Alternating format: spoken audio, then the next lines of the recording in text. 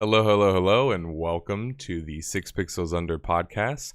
I am nerdSlayer, your host, and this is episode 37.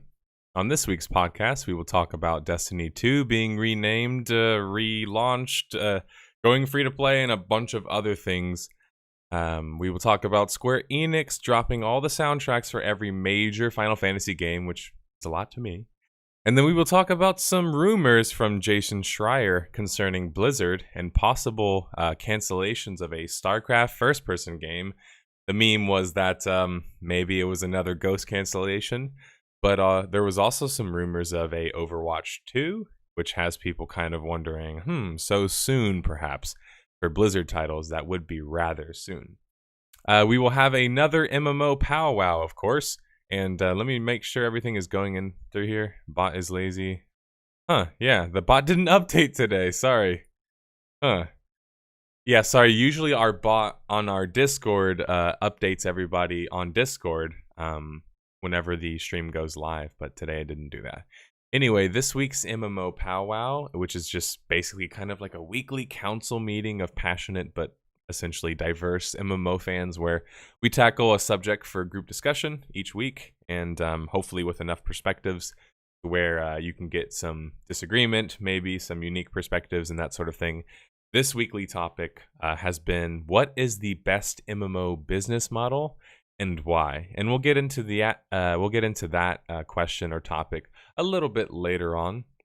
And then of course we will transition to the MMOs on the go segment, where we have a bunch of interesting stuff to talk about, with Lord of the Rings having a big update, Elder Scrolls Online supposedly having X amount of players and is doing quite well. Bless Online officially going offline, according to the MMORPG subreddit. And then also there was some recent news about Phantasy Star Online 2, which is going to be free to play and coming to Xbox One and going to be cross-platform for PC as well. That has many original Phantasy Star fans, which, by the way, I enjoyed the first Phantasy Star myself. I actually was a big fan of it. And then we also, I think that's about it in terms of the MMOs on the go segment for what we're going to cover later on. Okay, so yeah, how is everybody doing today? It is the 10th, which is the Monday, the second Monday of June 2019. And there's been obviously a lot of recent news that I don't even think I'll have the time to just cover because of E3 just happening as of like last week, like yesterday. I mean, I think there's still big reveals happening right now. All the major conferences I think have already been underway, and I thought about doing a companion stream, but those always end up just being kind of snarky, and it's like, I get that that's not necessarily for me. But I don't know. Maybe you guys can convince me next year. We'll see.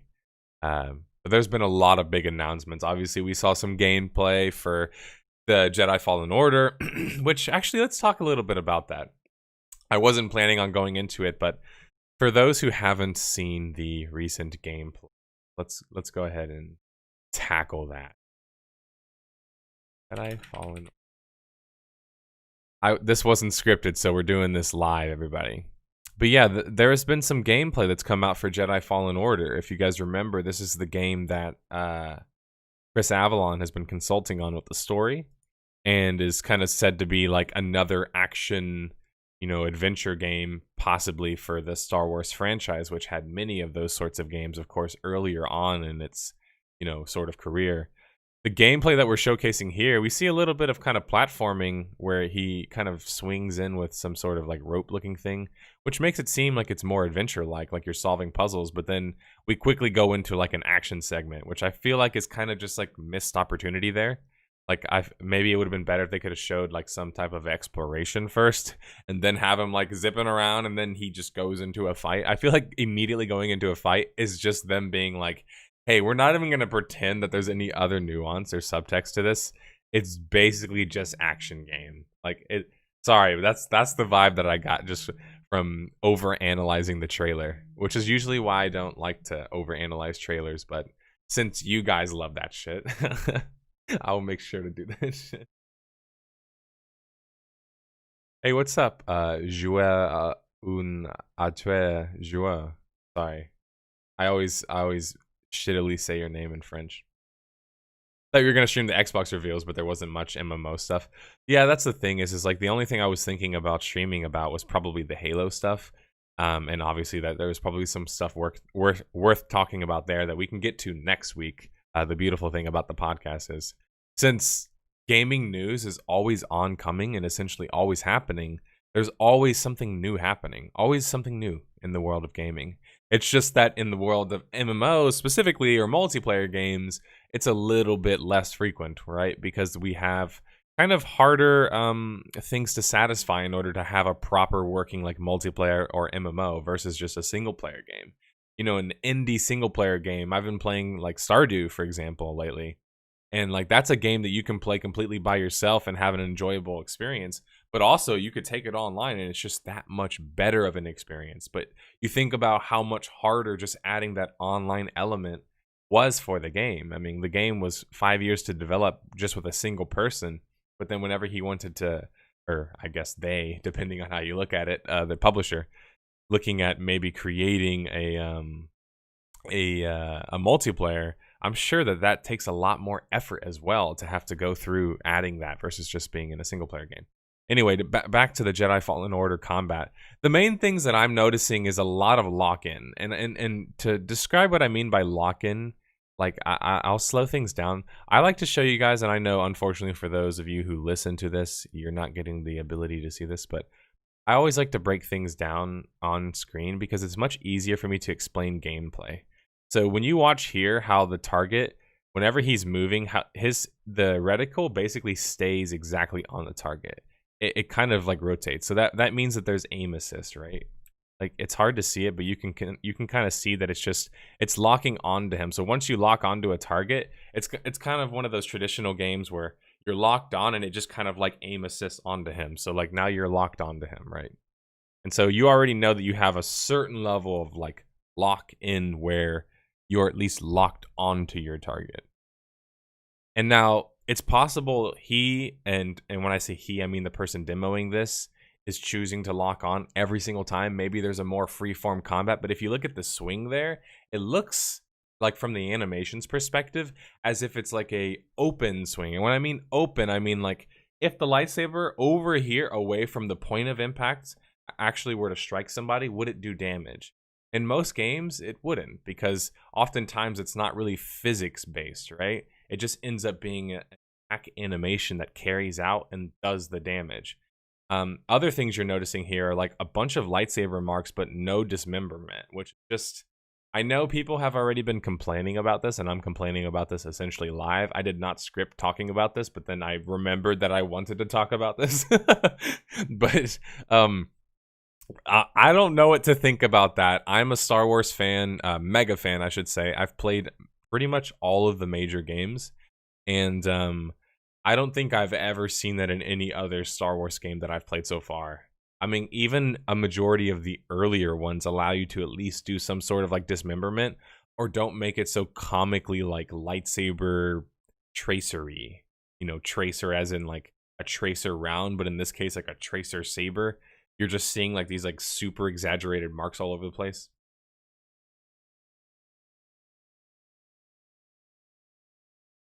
Jedi are boring. I want to be a sexy Sith. Make a Darth Talon game. Interesting. If there's no multiple endings, what's the point? It'll be so linear. I don't like to poo-poo linear just because it's like simple. I think linear games can be done in amazing ways, and I think that linear is actually like a lot of, in a weird sense, it's much easier to create a contained story than it is to create a good open-ended story, right? Because it's just that you can control the variable. Like whenever someone writes the script for a movie, it's much easier than a video game. And yeah, maybe that's a little bit of shade thrown, but in a video game, in most video games these days, you have multiple endings. So when you're writing a script, you've got like one ending. You know how it ends. And so your advantage as a storyteller or a script writer is you know how the story ends. Video gamers, sometimes these days especially, we have much higher expectations. We're bored of the just single path gameplay. We want like multiple branches of gameplay, which means that storytellers have to get much better, right? They have to get good enough to tell multiple stories. And we've seen a lot of companies struggle with that. Obviously, BioWare being a big one with kind of Mass Effect 3, where it's hard to create multiple stories and multiple good stories, let alone. Sorry, I'm slow-mowing through him running around here. Let's get some more specific combat sequences. Okay, here we go. Here's one right here. Yeah, so it's definitely like, I think you describing it as a Dark Soul type of lock target. I think that's very much the case here. And I should also say, as I've pointed out on Twitter, I personally don't mind if the game doesn't have Jedi Academy-like combat or something comparable to it. It looks more like Force Unleashed, and now that I know it's more like Force Unleashed, all I'm wondering and all I'm feeling personally is just, I hope the story's good. I hope the narrative's good, because if it's not, then we're kind of getting like a previous gen Star Wars game, if you think about it. Like, obviously it's going to look good, and that has to account for something. I'm not saying graphics and like presentation don't matter, but I'm just saying, like, if we're going to compare it to previous Star Wars games, which many people forget are pretty damn good, right? When you have the pillar of Star Wars gameplay and Jedi Academy, and then you have like the pillar of Star Wars story and like Knights of the Old Republic as your kind of like, you know, measuring sticks. Jedi Fallen Order has some pretty big competition if you think about it historically, right? Like within its own franchise, people who play Star Wars games, and maybe you could argue it's just attracting a newer audience and it doesn't care about its prior audience, and that could be true to some extent.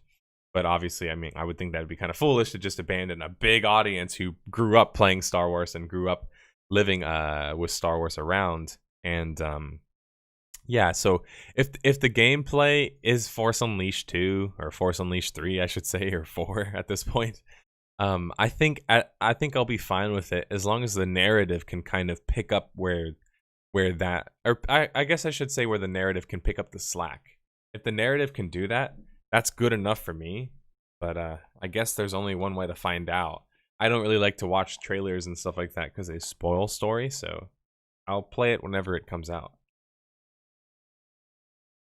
I still have the desire to do a Star Wars theme video where we just kind of talk about and rank all of the different Star Wars games, just because, frankly speaking, just because I love them. And it's like a cool opportunity to be able to go through them and talk about them with you guys and share and share my desires about them. I should also offer some update. This is a little bit off topic right now, but I talked about it before on the podcast, how we want to do a term series on the channel, which is where essentially we're going to take like a specific term, let's say RPG, and we're going to define it historically, and then maybe talk about its current use, and then maybe talk about potential future use of the word and or of the term specifically.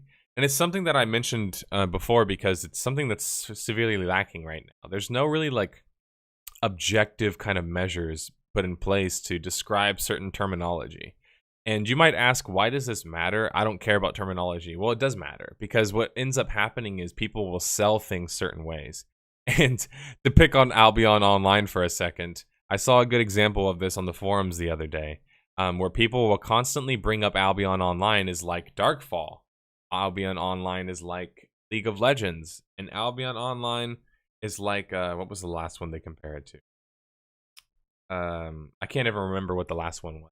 But it was like, but it's also like this other game. And it's like, well, first of all, Albion Online is not like League of Legends. The combat is not nearly as mechanical as that game. To which then someone responded with, oh, but you're comparing a game that's been out for a number of years to a game that just recently launched. And it's like, no, I played it in beta too. It was more mechanical back then too. It's gotten to the point to where now terminology is so mixed that instead of saying it's like a MOBA, people say it's like League of Legends. Because it's just more popular to say, right? But the thing that I find annoying as someone who likes to kind of analyze games is that it's not really accurate. Like, Albion Online isn't really like League of Legends. Is it like a MOBA? Sure. Is it like League of Legends specifically? Not really.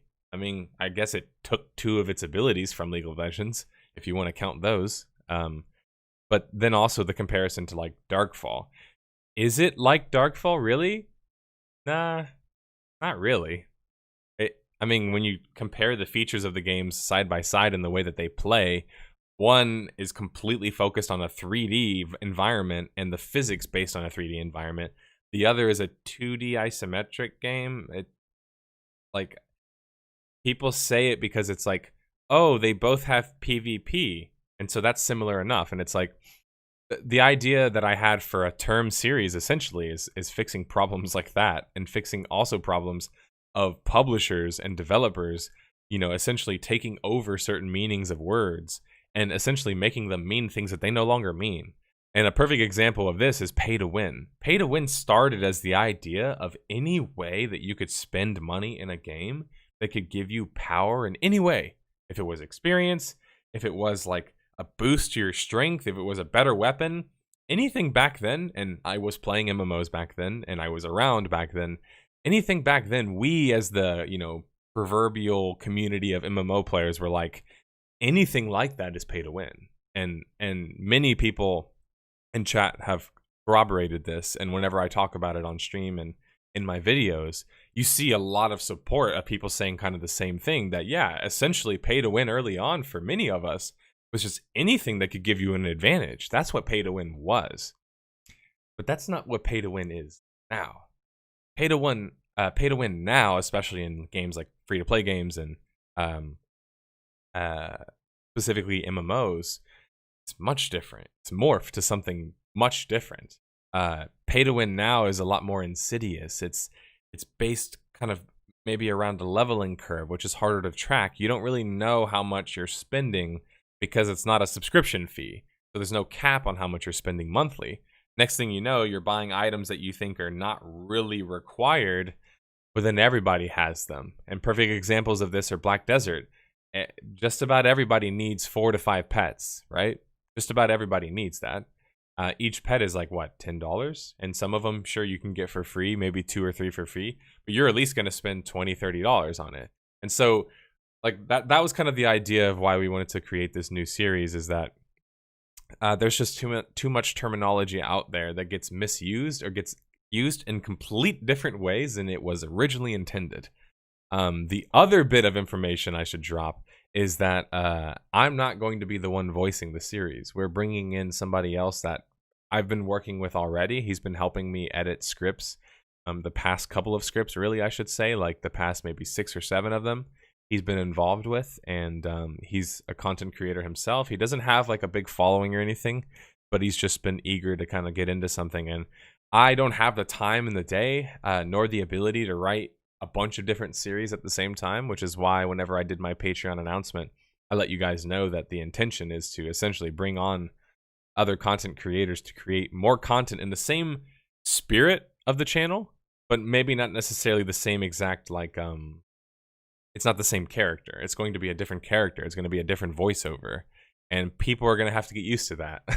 I know that people are probably going to complain about it at first, but they're going to have to get used to that, because I'm trying to make this channel a place where people can go for all kinds of video game knowledge and analysis and news and retrospectives and documentaries and you name it. Like, I want all of it. I want all of those kinds of series, but it's just taking our time, going slowly, and making the right moves. And right now, I think that there's a severe lack in the realm of MMO content, and that's why I kind of got started here, I think. And I also think that there's a severe lack in just correct terminology being used. Because, once again, if correct terminology isn't being used by us, and we don't know what the correct terminology is, it means that other people can misrepresent what terminology means. And that only benefits them, right? Because that helps them make more money. Because whenever we don't know what, for example, first-person shooter or third-person shooter, or let's just say like, what's another one people love to hear? RTS. If these words aren't properly used, they're essentially just marketing, right? Like, people are just using them because they're popular names. They have to actually fit some sort of standard, ultimately. All right, rant aside. That was my rant aside. Hey, what's up, Brawley? People who say herder, are you arguing semantics drive me up the wall? Semantics matter. Where did all these people who got upset when you argue semantics to clarify terminology come from anyway? It really burns my biscuit. You know what? I don't know what it is exactly either. I think it's kind of one of those things you look at it and you're kind of like, really, dude, you're complaining about like what someone's definition of MMO means versus someone else's definition of MMO. And at first glance, you're kind of like, yeah, it doesn't really matter. Like maybe MMO, as an example, is one that isn't very controversial. And so massive multiplayer online, I mean, well, funny enough, it is very controversial. So it's a bad example, but so I would have to use a different example. But MMO actually is very controversial because what does massive mean? Massive means so many different things to me. I mean, massive to, you know, my last girlfriend could have meant 3 inches, you know, like, I'm kidding. But massive means a lot of different things to different people. It's relative. And when the original people came up with the terminology, massive to them meant something very limiting, in fact, because back then they weren't even able to have over 1,000 people on the same server. So massive back then wasn't actually as massive as you might think, but it quickly became very massive, right? Then it started to become people expected a virtual world to be an MMO. That was massive. It had to be to that scale, right? And so terminology is fluid. It changes sometimes. And that's why I think it's important that people keep having the conversation about the semantics, because ultimately, if you don't, then it kind of falls by the wayside and either people or they improperly use words or that would have been funny if I would have said misproperly, because that would have been pretty ironic. Do you like auto chess? Riot just released their version of it an hour ago. Wow, I did not know that. I guess that's some news, Kaisa. Plintakill, thanks for letting me know that. If that's real, that's interesting to hear. The difference of vanilla and classic WoW: onions, cheese. Yeah, there are some very clear differences, but the most obvious one, of course, is going to be social difference, right? I have to go to a lot of different content creators for basic stuff on MMORPGs, and that's kind of why the idea of, like, you know, doing what Rooster Teeth and Funhouse and the Game Completionist and, you know, there's so many different awesome content creators that have essentially production studios where, you know, Geek and Sundry is another one that does Critical Role and a number of other series there. They put out a lot of different content, and for the first like glance, you might be wondering, why would I have the intention of doing something similar to that? Like, doesn't that seem too ambitious? And I think it's because, as you'll find with those companies, they all started from humble beginnings, but the idea is that you start that way, but then you start to realize, I actually might have something here. I actually might be able to affect change. I actually might be able to, you know, do something with this market. And I don't know what their reasons are specifically, but for me, it's kind of a matter of, MMOs are my favorite genre and my favorite kind of game, but they're not the only kind of game that I like. I like all kinds of video games. I like Pokemon. I like Stardew Valley. I like Divinity 2 Original Sin. I like, of course, MMOs, and I like Halo, and I like Skyrim and Morrowind, and old school RPGs and old school Star Wars adventure games like I always forget the damn name of that. Is it Empire? It's not Empire at War. Obviously, I love Empire at War, but that's not the one that I'm thinking of. I always forget the damn games. I'm gonna have to look it up.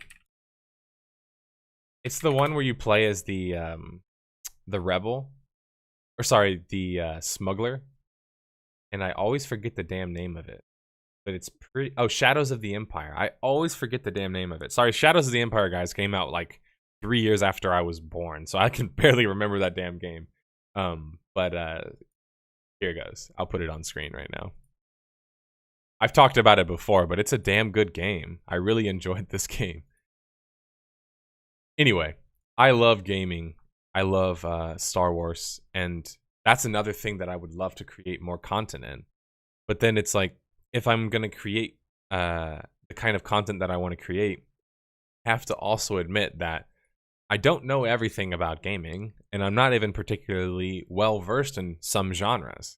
So I have to admit that I'm not perfect. I don't know everything. And so it's better for me to go to other people who have a better propensity for those sorts of things. And say, for example, like Josh, who you guys will soon meet on the channel. He's somebody who I think has a better way of describing useful information without seeming like condescending. So I think he's better to deliver such a series that we want to deliver with I can't say the name yet. It's damn good. You guys are gonna love the name. It's a damn good pun. I know you guys expect a lot when it comes to the names of the series. But it's a damn good name. But point being is that you start to realize whenever you're a YouTuber and you're kind of just creating these rinky-dink series, like you think about Rooster Teeth and them doing like Red versus Blue way back in the day on the Xbox, and it just starts as like these humble beginnings, but you start to realize like you figure something out when you start making content. And once you figure it out, you realize it's kind of replicable. You could do it again if you had to. I could create another series if I needed to, because I know what it takes, right? I know like the concept of it. But could I also create a series about RPGs, FPSs, RTSs, single player games, indie games, anime games, gacha games, pinball games, tabletop? Could I create a series for every single game and every genre and reliably write and voice over every single one of them with all of the same knowledge and care and desire? I couldn't. I have to admit that, right? I couldn't. I wouldn't be able to do that. So instead, I have to find people who can. And anyway, rants aside, that's a main thing that I'm trying to focus on. We talked a lot about some Star Wars today. That's for damn sure. Let's get into the topic about Destiny, because I thought that this was pretty interesting. For those who've been following the story, Bungie kind of like got the rights back to Destiny after Activision Blizzard essentially had the publishing rights.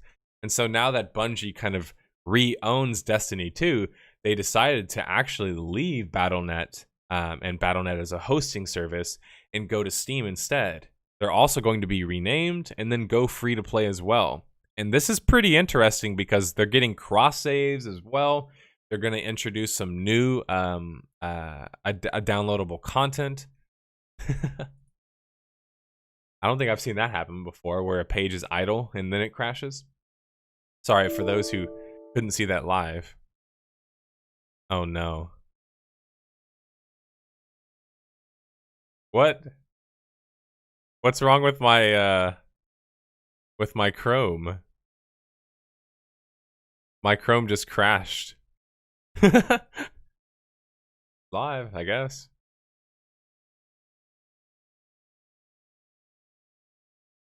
There you go. That's pretty funny. Well, yeah, my Google just crashed on stream. That was funny. Anyway, it says right here, this represents a change for the Destiny franchise. It seeks to lure gamers away from popular free titles such as Fortnite.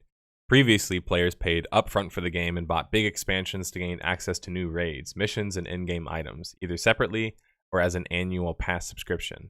Now the core game will stay free, while additional content will be made available in the form of paid a la carte offerings like Shadowkeep, which is supposed to be the new expansion, DLC, whatever you would like to call it. I'm curious to see how this kind of goes down because, frankly speaking, obviously, Destiny didn't have the original, like, Destiny 2, I should specify, because Destiny 1, while it might not have been, like, the most remembered game, it had a positive reception. Destiny 2 at launch did not have a positive reception. Many people thought that it was severely lacking in content, and that was a big reason why it wasn't really that enjoyable. Many people didn't really think it was that big of an upgrade from the first game, so was it really worth being a sequel and being this big, highly touted sequel? Well, whatever reasons for that happening were, Bungie decided that maybe it's in our best interest to kind of go out and sail the ship on our own, and they kind of had to repurchase essentially the rights to their own game and decided to take it to Steam, where they thought that it was, they're thinking that it's going to fare better. I guess we'll obviously, of course, have to end up seeing how it fares. I'm thinking of trying myself, just because if it's free to play, it's kind of like, it's such a low barrier of entry, why not try it? It's also a multiplayer game, and I cover multiplayer games, and specifically games that try to kind of emulate what it's like to be an MMO, so I'm eager to see if it can work, because it'd be awesome to see another game and some more competition for a game like Warframe. I think that's maybe something along the lines of that, Destiny 2 is some big competition in that respect. And I think if they have the kind of success that they're most likely going to have, considering it's going to be a big free-to-play relaunch on Steam, with a bunch of other, new things that are promised with cross saves and new content and all that other stuff. It's going to be interesting to watch this unfold. And while I'm not sure if I'll make a video about it necessarily yet, I certainly will look into the idea of at least streaming some footage of it, and then maybe doing a video if anything pops into mind that I need to cover about it. But yeah, well, I guess we'll see how Destiny 2 is going to fare on Steam. Alright, what else did I want to get into this week? How is everybody's week, by the way? I know it just started for most of you, especially if you're American. You probably just woke up pretty recently, just like myself. Can't tell by the bags under my eye. Square Enix dropped the soundtracks for every mainline Final Fantasy game on Spotify and Apple Music. If you don't know this already, what are you doing? But seriously, you can go check out the soundtracks on Spotify, on Apple Music. If you don't know Final Fantasy, or you don't know how beautiful their music is, just look up Final Fantasy original soundtrack and look at all this beautiful music that you could play. It's so awesome. I'm not getting paid to shill Spotify, and I'm not getting paid to shill any soundtracks.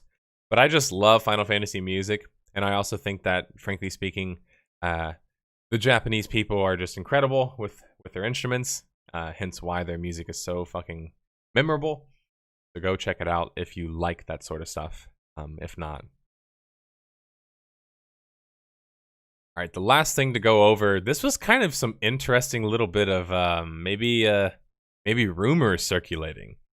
None of this is confirmed yet, by the way. These are sources from Jason Schreier, who, by all accounts, is pretty damn reputable and has been pretty on the mark so far with a lot of his information. But there were some sources that came out that said that Blizzard had canceled the Starcraft first-person shooter that they were working on to focus on Diablo 4 and Overwatch 2.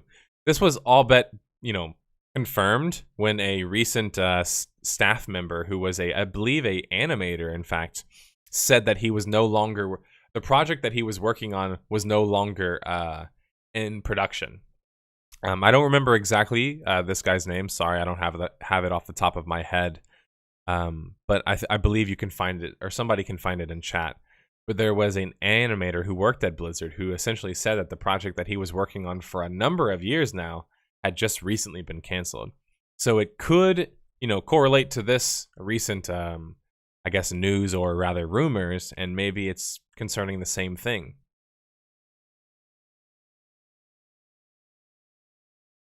What got people really interested, though, or maybe even just kind of confused, depending on how you look at it, was them talking about an Overwatch 2. For many people, they think Overwatch 2, that seems a bit sudden considering the game's only been out for 4, maybe 5 years. But I kind of saw like a really interesting point somebody said in the comments. They said, well, maybe it's because they want to sell a single player. I thought, that sounds like something Activision would do. Activision Blizzard would do something like that. So maybe Overwatch 2 is actually just, they're trying to sell Overwatch with a single player component. What that would mean, I'm not really sure, but it's possible they could end up doing something like that.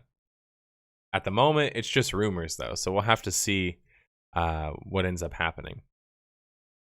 Oh, check this out.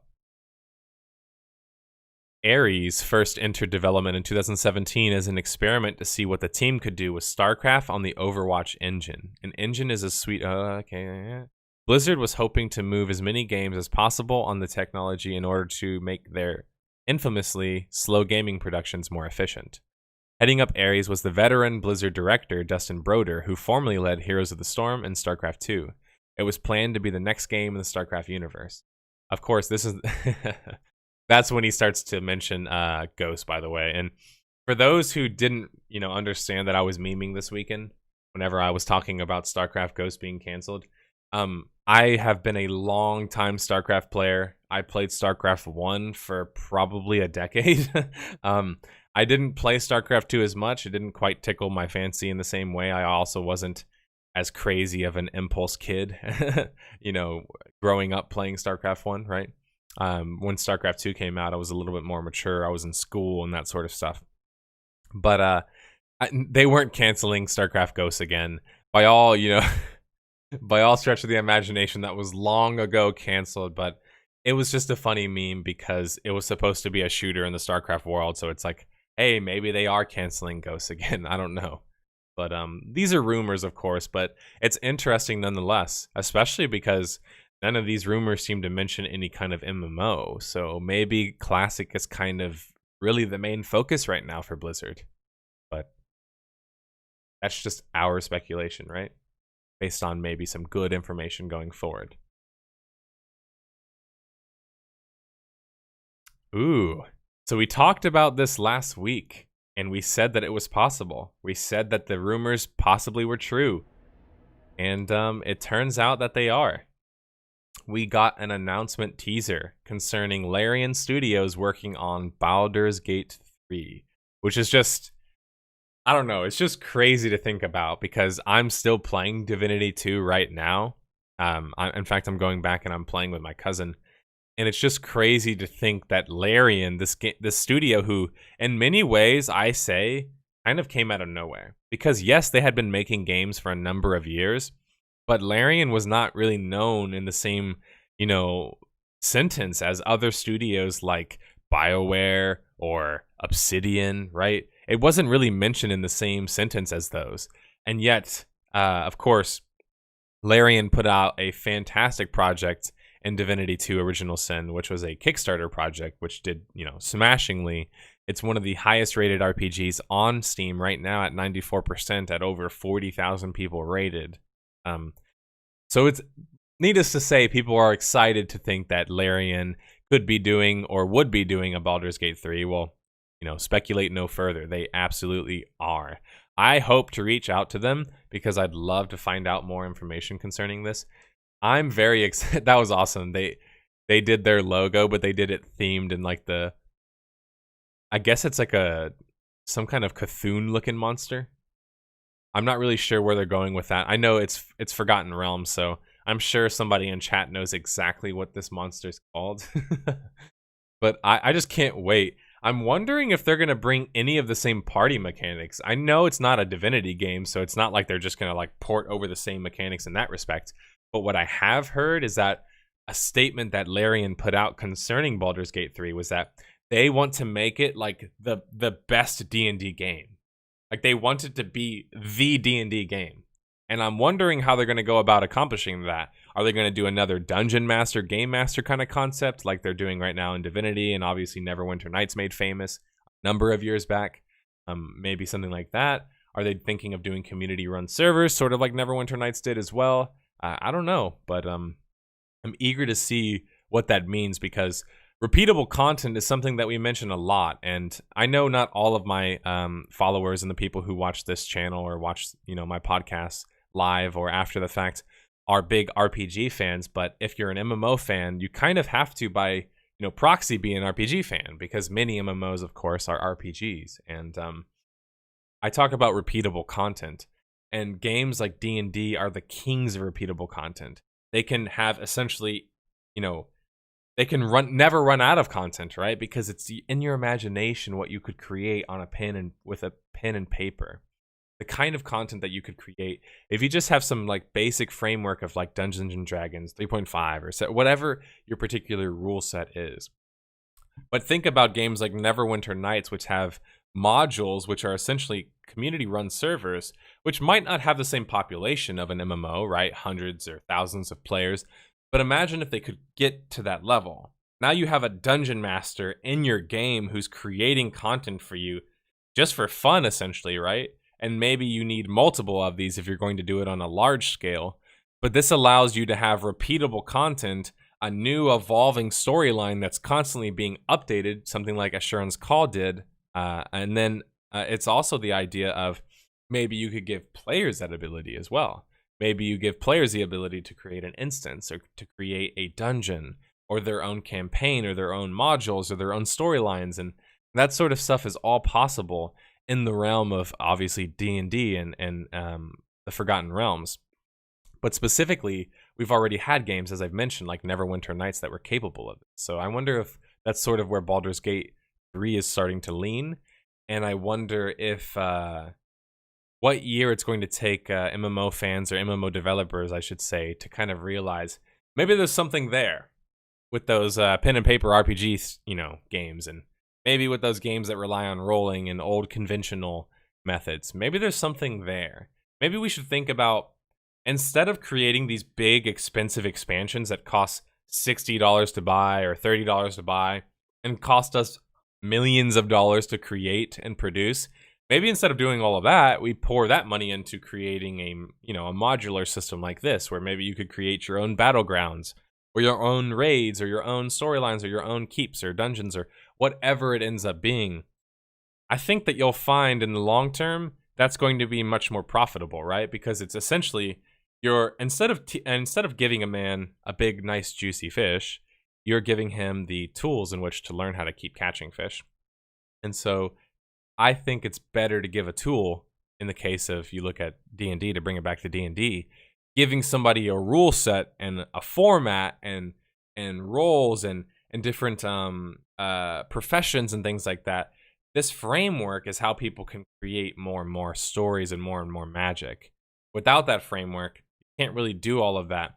And when you make it all based on the developers and their side of things, well, they're just not going to be able to keep up with the same amount of content that communities can. It's just not possible. Just look at the mod community. The modded community is almost always dominated by amateurs. Just people who just love to code. People who just want to make awesome mods for games that they like. Now, sure, some of them go off to work in game development, and many of them use it in their portfolio as a means of kind of getting in employment, but ultimately it started as just people in the community wanted to express how much they love this game, and so they want to create something for it. So I'm tying this whole Baldur's Gate thing into MMOs and being like, when are MMO fans and developers, I should say, yet again, when are they going to realize that maybe there's some kind of magic there? There's something to be said there.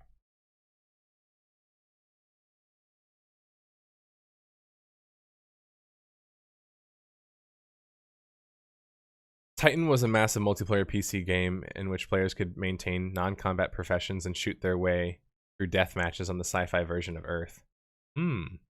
That's interesting. I think we'll have to do a video about Project Titan, won't we, Ludens? Because there's just so much interesting tidbits about it. I'd really like to get some key interviews, though. I don't know how much the developers are really going to tell me. In fact, I think that they'll tell me probably not a whole lot that hasn't already been said. But hey, can't hurt to try.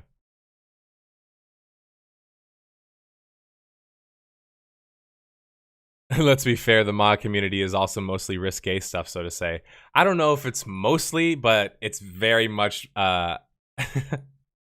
it's very much stemmed in that. I don't think anybody can divorce the community and that community. They're kind of one and the same, right? The mod community and the mod porn community are they're kind of inexplicably linked. I think it will be very hard to get behind rolling systems in a game versus D&D, since failing in D&D just leads to your DM improving whatever happens versus you being on a veiled rail. Gotcha. There's also something about the turn-based combat that makes me satisfied with Larian games.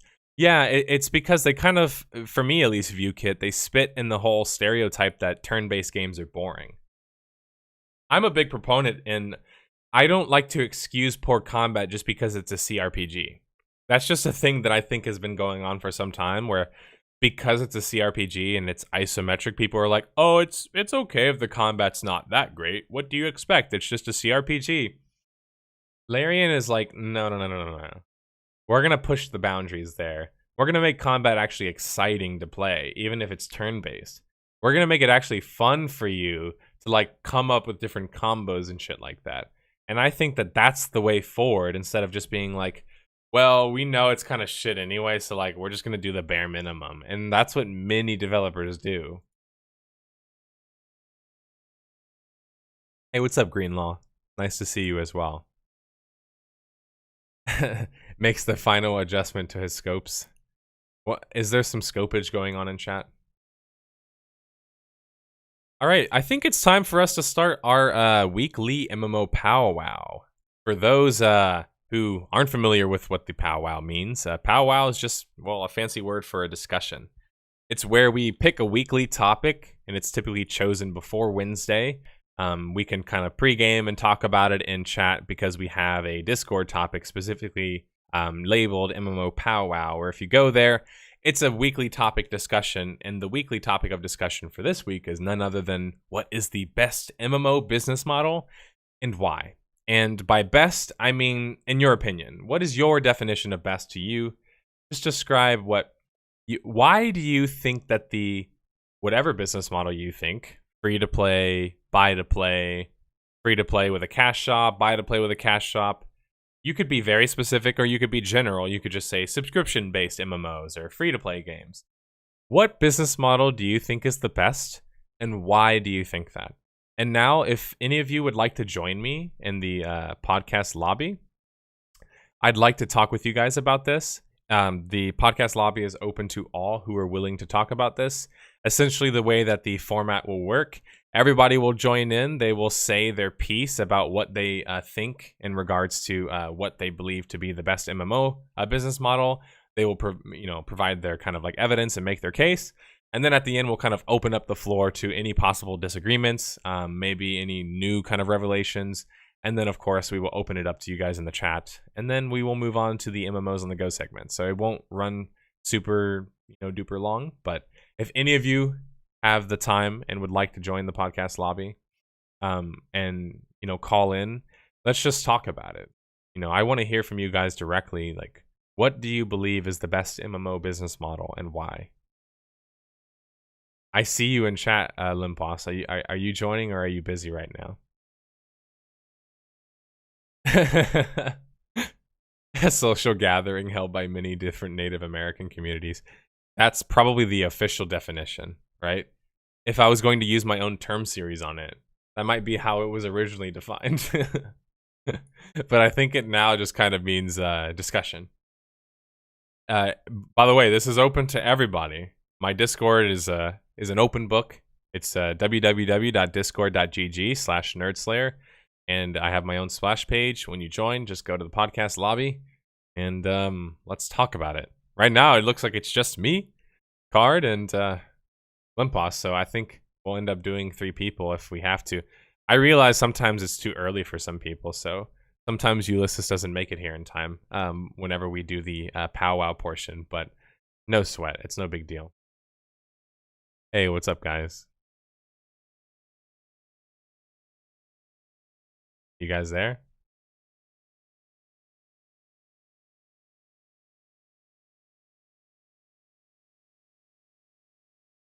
Okay, 1 second.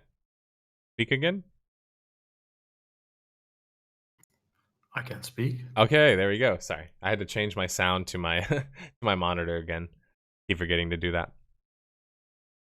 All right, so do you want to start just in order here, Card, from how it looks in lobby? Start with Limpos, myself, and then you.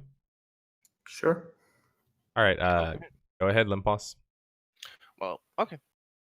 I'm mostly prone to the Guild Wars 2 model of buy to play because you pay the $60 or whatever the box price is, and that gives you approximately 300 to 600 hours of content, or you get all the content, and then you get 300 to 600 hours where you really don't need to buy any of the improvements or upgrades to the bank and stuff like that.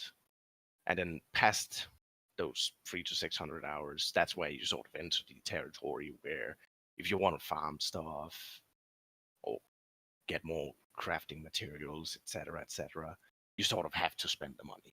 And I think that's fair enough when we're talking that amount of hours. That's usually a couple of months into an expansion or into the game.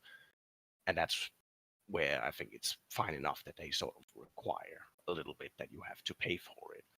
I also think it's quite good because it sort of also relied on the cosmetic shop, which they filled with a lot of stuff, which is both good enough for those who play the game a lot, but also for casuals. Like, there's always something to sort of get if you really want to.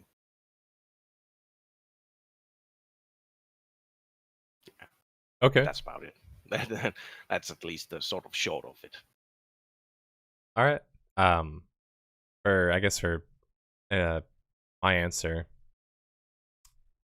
it's hard. I think I have to be the annoying nitpicky person and be like, it depends in particular cases, and what I mean by that is I'll qualify. It depends on which side I'm on. If I'm a consumer, I think the best option for me is a subscription, because with free to play or buy to play or cash shops or anything of those natures, they have an unlimited ceiling, which means that ultimately they could monetize me very high. It's kind of, they have a lot more control over that.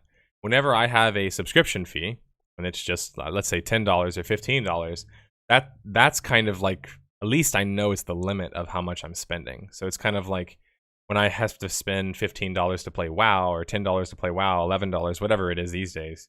When I have to spend that money, I can at least be like, you know what, I'm getting my money's worth. Like that amount, I'm getting my money's worth.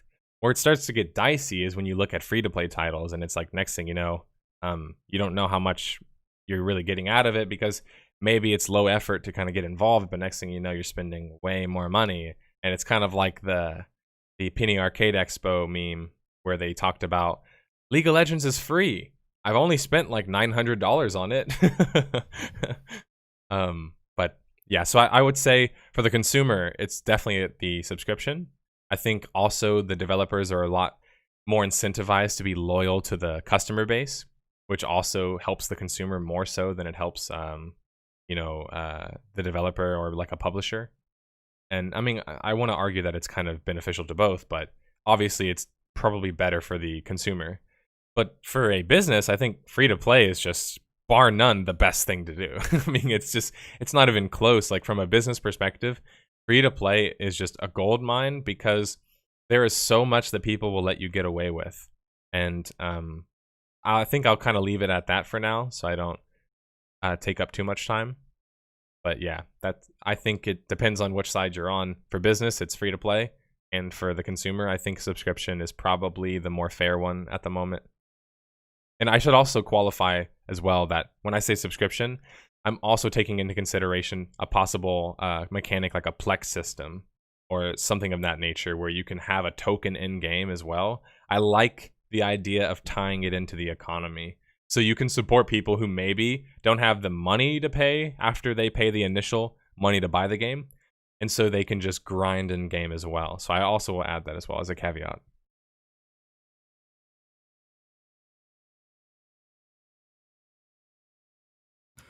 Right. Well, for me, I am the crazy person in the room. I mean, as you said, you're talking at the perspective of what is the ideal business model for you. And I looked at what I would think is a good way for the business, but also something that personally as a consumer I found acceptable. So I would start off like with the game being there's no upfront purchase required. So there is like a way to start playing the game, but also, there will be limitations, but it should still be in a meaningful way. So you should be able to contribute to whatever group that you're joining. I think that's an issue that I have with something like how World of Warcraft does their free trial. It's not really meaningful. But if you look at EVE Online, a alpha account, while sure they cannot do quite a lot of things, they can still be employed in a meaningful way in their group. So I think that's very important to have, because that's your no barrier to entry, which I think is really important both from a consumer perspective, to say I can try this game out and see if it's any good, but also from a business perspective, because if you can get people into your business, chances to convert them into a paying customer are much, much higher. After this, I would indeed have a subscription fee, but I would go for a $10, a 9.99 cent a month subscription fee. The reason that I go for that instead of the $15 is simply the perspective of it. The $10 or actually the $9.99 just sounds less. And it's very similar to subscription services that are out there already for things like Netflix, Spotify, Deezer, you name it, those kind of services. It's the amount that people tend to forget, which is, from a business perspective, very interesting. On top of that, I personally don't mind having a cosmetic store, a microtransaction cosmetic store. But there are two caveats to it. Number one, I would want it to be limited in pricing. So like maximum $5. Maybe you could push it to 10, but I think really $5 should be the max for a single item. And it should also be like it is $5. So I can buy it for $5, end of story. Now, as you said, I will also have a token system like the Plex and EVE Online, which players could also use to buy these things, and a subscription thing. And people can buy these to get their money to sell them in the in-game economy, but at a limited supply. Because the problem that you're seeing in a game like EVE is that there's so much in there that it could actually completely destroy your entire in-game economy. A final thing I would like to add with a cosmetic microtransaction store is player-made items. Developers will still have to approve these, and the players can then be rewarded with the in-game tokens, or depending on how easy it is on a legal side point, you could also pay them in real money for these things. I think all of these things combined, it generates a stable income from a subscription base. So as long as I get this many subscribers, I know I'm going to get this amount of money. You can get that extra money from your microtransactions in your cosmetics, which is going to be a great boost, which can help you to expand your company, grow it, invest into different projects, etc. While I don't think it would be too egregious to the community, because in the end, whatever you put in that store can be had by anybody in game. It just requires either time or money. So you think, sorry to clarify, that if something is on the cosmetic store, it would be craftable in game as well? Is that kind of what you're saying? No, I'm saying is you can buy it for those tokens. The same tokens you could use to buy subscriptions, you could also use for the cosmetics. Okay. So you can craft your way into it after that. And of course, I would say you always need to expand the normal offerings in game cosmetic wise on an equal pace as you put stuff in the cosmetic store as well. Yeah, actually, if I can move the conversation to another point in that same vein, I guess just open it up to all of us, really. But when it comes to cosmetics, people will talk about, okay, cosmetics are fine. I don't mind spending, X amount of dollars on cosmetics, whether it be under $10. I saw someone in chat mention they don't want to spend over $10. But when it comes to cosmetics, the one thing that I wonder about it is, when does it start to become a thing of, is there just no customization period without cosmetics? Or when, you know what I'm saying? Because it's like, from a game development perspective, if I'm going to go into making a certain game with the idea that costumes are going to be a way that I make money, I'm going to not give you that much options in the game. I mean, that's just, it just seems kind of common to think well, if I'm going to make a lot of my money off of costumes, then I'm not going to make them easy to get in game. I'm going to make them hard to get, or at least not able to get certain ones in game. And I feel like that kind of creates a problem as well, right? You see that in Black Desert Online, where you can get to max level and still look like a total scrub until you at least spend some money on looking cool, different. I just got an idea that you're talking about that. Why not make a system where you introduce new cosmetics into the store, the previous batch gets discounted, and after a certain time period, say you do a drop each month, and after 6 months, the stuff becomes in-game craftable. So it's like a progression. It gets cheaper and cheaper until it finally becomes craftable. So you got this trickle-down system, so that the cool shit in the end does end up with all players, and you can get it for free, but you have to wait. But if you want it earlier, you need to pay up either using grinding in-game and buying tokens from other people, or by spending the real money on it directly. Hey, General Vicinity, thank you for subscribing, and welcome to the Nor Club, or we welcome to the Nor Club. I appreciate that. Here's your fedora tip, my friend. Thank you for the support. Best idea, because people tend to have a certain patience in those games, and I think if they knew that 6 months down the line, we can get the skin anyway, I think that's going at least to somewhat lower the potential amount of people who actually wants to pay for the skins. There are, of course, always people who will pay for them. That's just going to happen. There's people with plenty enough money to just throw around the way they want to. And we keep in mind talking from the perspective of having that $10 subscription fee as well.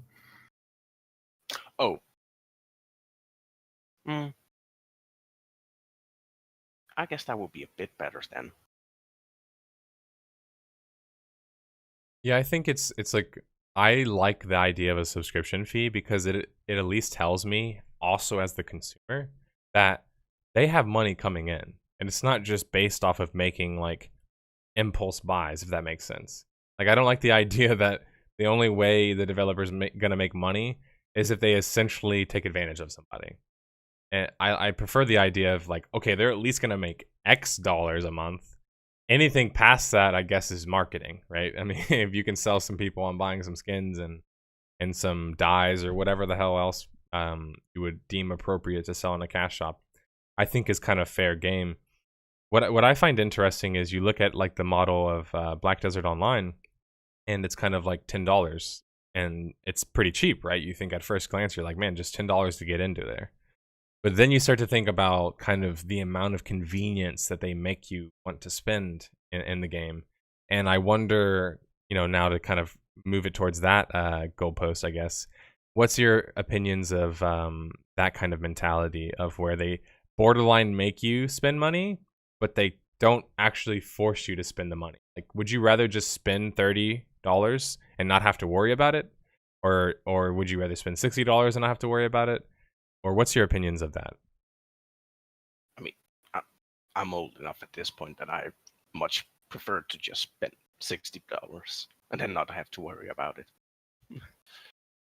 Because that's, I mean, I have played free-to-play games where they had that kind of progression system where it's like you're simply so crippled.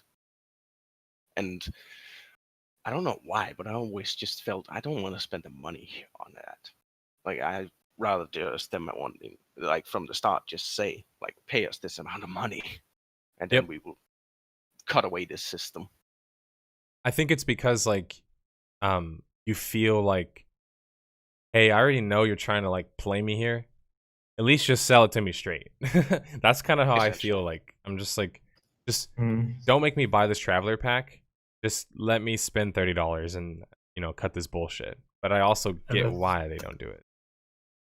That's why I just don't like for an MMO, why I don't like a purchase upfront period, and I just want that subscription fee. That subscription fee should cover all of that stuff. It should just allow you to play the damn game and not have any barrier to entry, as I said, because that means I can try the game out, see if I actually want it. But if you're going to say, like, yeah, but you can try it out, but you're so extremely limited, like, you talk like that's not line, but let's also, for example, Star Wars Silver SWTOR, it's like almost impossible to play that game as a free-to-play player without spending money on it, because it's atrocious as how much stuff they're taking away for you. At that point, I'm just like, you know what, just don't even bother, because it gives a very, very poor first experience. SWTOR is probably also one of the worst, at least the worst from the West, because it's crazy what they'll limit you in. They won't let you sprint, they won't let you talk, they won't let you teleport, or at least they'll keep such massive barriers in between these things that, like, it's just completely not worth playing. And yeah, they also make you grind like the side quests, because you don't get as much experience. You don't get as much experience. You basically have to do every single quest, and not all of them are particularly good. No, many of them are just filler quests that have voicing. I mean, yeah. They're fun to do once. Exactly. But after you save that one dude who's going to be attacked by the people who never come and attack for the third time, you're like, all right, dude, just tell me where to go and let me pick up the next quest indicator. I think other things I want to talk about, maybe with monetization as well, is kind of like maybe the idea of, is there such a thing as too much monetization? We talked a bit about it last week, But when you look at Elder Scrolls Online, I'm going to pick on Elder Scrolls Online. And maybe even you can even argue Lord of the Rings is similar. Do you think it's fair, or what's your opinion just overall? It doesn't have to be moral. It could just be your opinion. But what do you think about the idea of a game like Elder Scrolls having essentially like 6 different business models? It has a subscription. It has the ability to purchase individual expansions, like DLC essentially. It has the ability to, or has a cash shop, right? With XP boosts and a number of other different types of boosts. And I think the only other thing I'm mentioning is, or I forgot, is full price expansions as well. So when is it enough? And is it fair past a certain point, or is it just kind of like greed? I mean, I think I've been quite clear in answering that in my ideal business model. I think it's absolute vital bullcrap. And you just make clear, like, this is how I'm going to be monetizing my game. To get the content, you can do this, and that's it. Because if you're going to give me 10 different business models and monetize me to no end, I mean, personally, I'm just going to walk away. I'm not even going to be bothered. It's like, if you can't give me a simple one-way solution to get the whole 9 yards, outside of the cosmetic stuff, because I'm fine with that, but that's me personally. Like, if you can't give me the whole 9 yards, then don't bother. The argument I see sometimes to like offer a little bit of pushback from the other side is like, the argument I see is, well, it's because there's like, it's supporting a bunch of different ways to like play it. Like, that's why that all those different kind of models exist. Is it's just like there's different ways to kind of like play it. That is somewhat what that is, isn't it? Like, right. I mean, that's the argument that I see made. They'll say, hey, there's just more ways to kind of like play it. It's more accessible in this way. I don't know if it's more accessible, but it certainly gives you different options, so to say. Not sure it's good, but I mean, in my opinion, like, already if you start talking about a subscription fee, if you have expansions, in my opinion, the expansion should be included in your subscription fee. That's why the subscription fee is there, is to pay for the continuous development and maintenance for the game. So if I pay a sub fee, give me all the expansions, which is one thing that SWTOR ironically does very well. Like, if you pay a sub fee once, you get access to all of the expansions, even after your sub fee ends. Huh. I'm I didn't trying know to that. think, but no, I think, wow. They never changed it, did they? They just made it so that if you bought the latest expansion, you also got all the others, like prior expansions. Well, actually, it's like it includes like everything until the latest expansion in the base game, and then you have to buy the latest expansion then. Okay, that's how it was. Yeah, Elder Scrolls does it where... crazy. I was just going to say, Elder Scrolls does it where you have to buy the newest expansion. It comes with all the previous expansions except the most recent one. So the one before that. So you technically still have to get Somerset if you want to play all of the content and like actually own them yourself. So it's not like, that's not bad. At least you don't have to buy them all, right? But then somebody, I think Sacroletius pointed out a good thing that I didn't even think about. There's the Crown Store also has loot boxes. So I didn't even think about that, but they also have loot boxes. Wait, in Elder Scrolls? Yes. Ugh. I mean, do we even need to say our opinions on loot boxes anymore these days? Not really, but it's just like, if it seems like it's like silly to combat, it's like, I see this rhetoric all the time of people defending these, of saying like, oh, but why does it bother you if you don't want to buy it? But it's like, I don't think people realize that there's kind of like a guilt by association thing, where it's like, if we are as a community not saying, hey, don't give us this shit, they're gonna give it to us until eventually people are like, actually, it's not that bad. And that's basically where I feel we are at right now in the market, is people are starting to make the it's not that bad argument. That's how all of this sort of business change has happened throughout the times, and that's not exclusive to games or MMOs. And the problem is, unless we all tell them to stick them where the sun don't shine, they're just gonna say like, here, have some loot boxes. You're not gonna say no.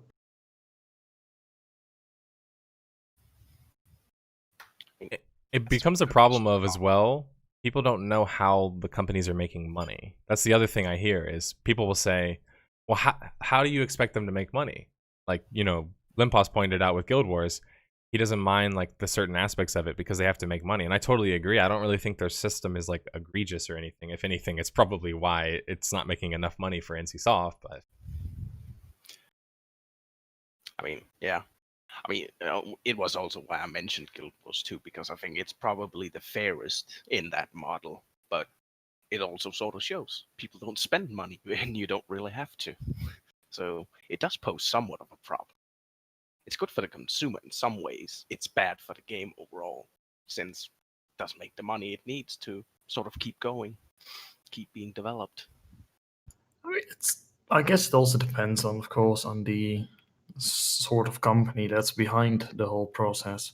Like if you're talking for business model for a massive corporation that is that's publicly traded, they're going to have different perspectives on it than a independent company that's has their one game, maybe wants to do one of their own games, but it's completely privately owned. There's always going to be a difference in that.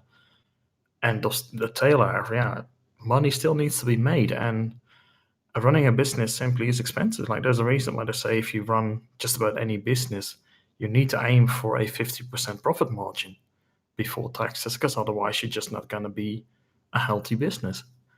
And those costs are adding up quickly, especially with an MMO. It's like if you want to develop an MMO, you're looking at least 5 years of running costs without making any money.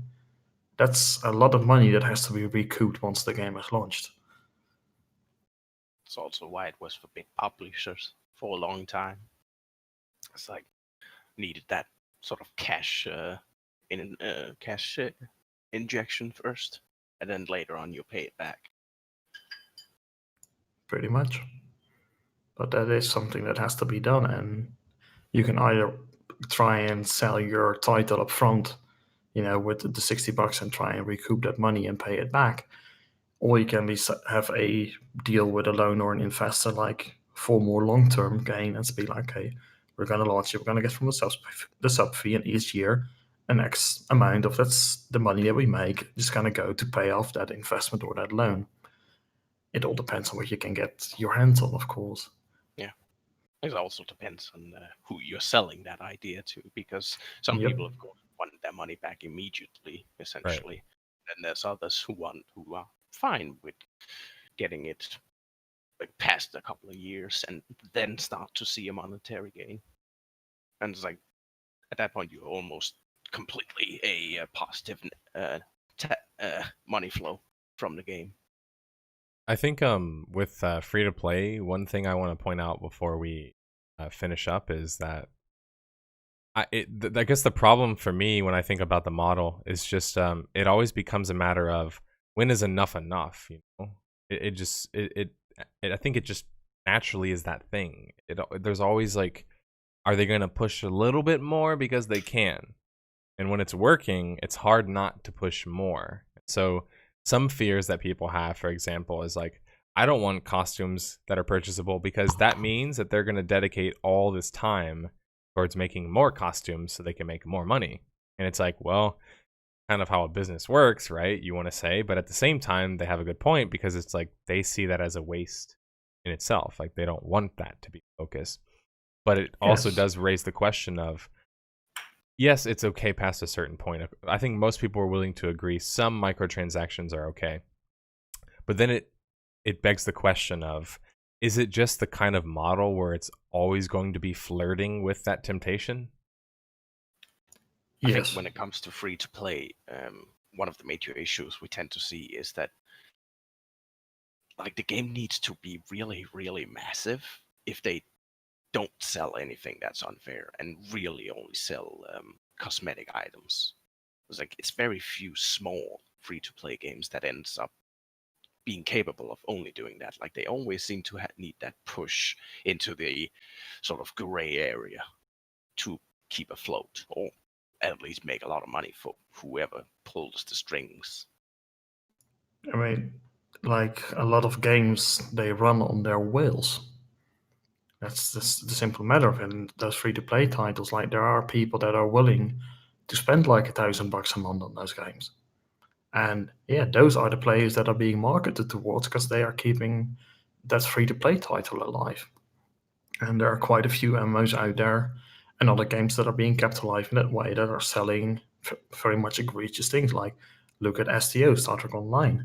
The stuff they're doing is absolutely horrible, but the whales are apparently okay with it and they're keeping their game afloat.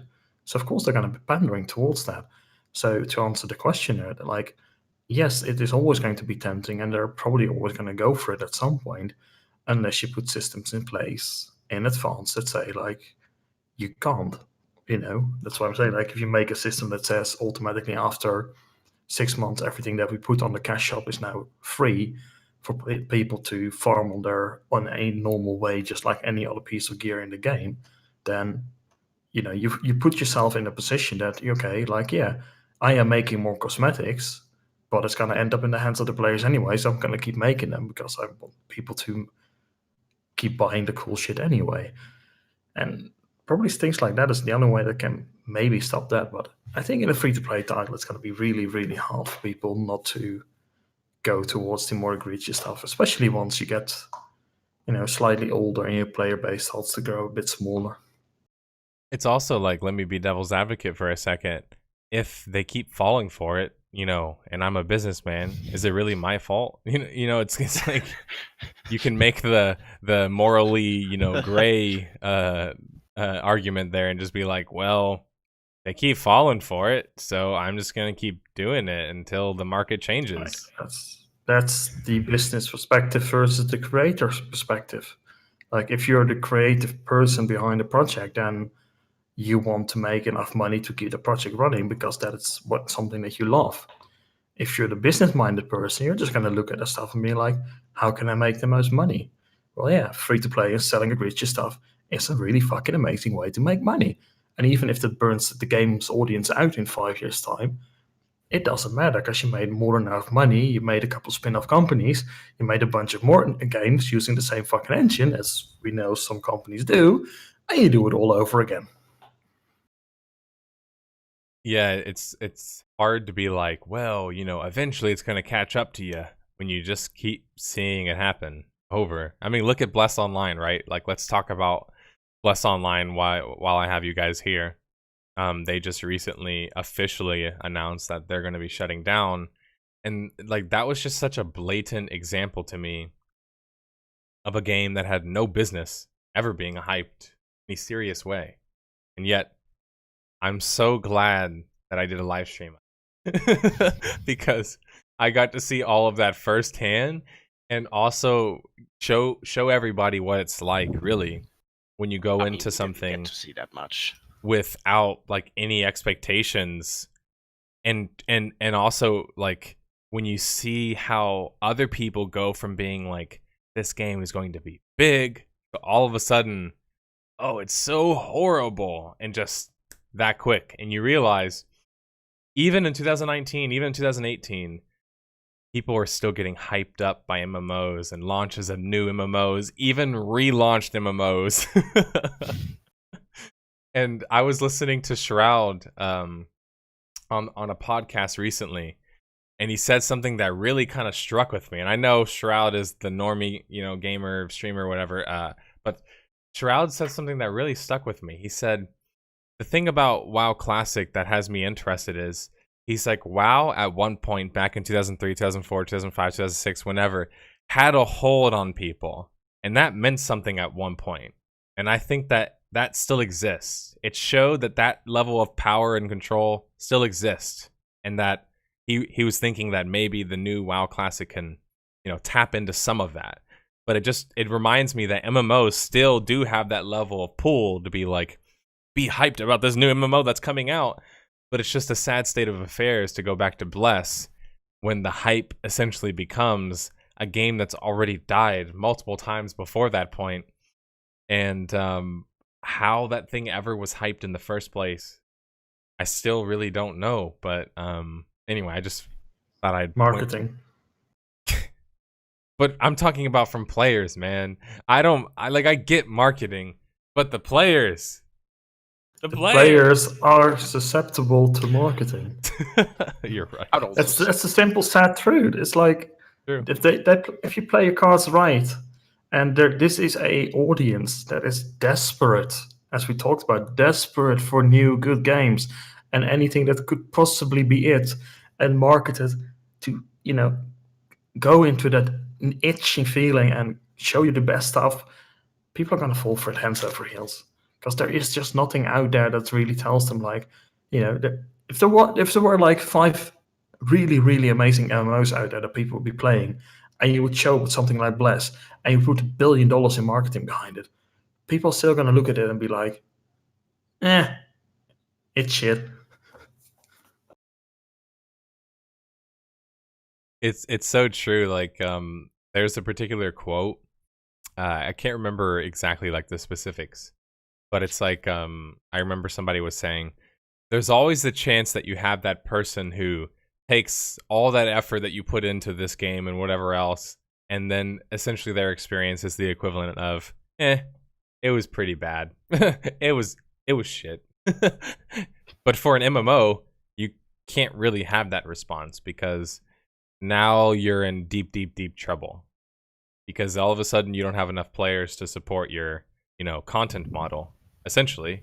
And then next thing you know, your game's going under. But I think with these free-to-play titles and many of these games that are essentially relaunching in America, that well is going to dry up. And I think it's drying up slowly, right? We're still getting hyped. Don't get me wrong. People are looking at Lost Ark, including myself, and being like, damn, that looks pretty, good. I like the way the graphics look. Unreal Engine 4 looks awesome in a MMO. But then there's also like all the mobile MMOs that are coming out. They're blowing up over there, and you're starting to yet again wonder, is anything new or good going to come from the Eastern market that's going to change really in the Western market or affect the Western market in any serious way? And it's starting to become less and less like seeming to be the case when you go back to 2012 or 2013, and whenever Black Desert Online, Bless, and Arcade were big back then, and supposed to be the next big thing. I feel like that's kind of starting to slowly fade away now. Maybe people are a little bit more used to that model. And the scariest thing, to go back yet again to the business models, is I think that that's kind of what normalized it, was the Eastern market coming over to the Western market and being like, hey, here's how we do business. And, strangely enough, it worked over here too. Just obviously not as effective, but that's probably cultural reasons. But I think, didn't Black Desert Online actually do somewhat well? In Korea? No, here in the West. I think, no, yeah, I mean, they all did. Arcade did well as well. I'm just saying it depends on your definition of well. Like, well as in make a lot of money? Absolutely. They made fuck tons of money.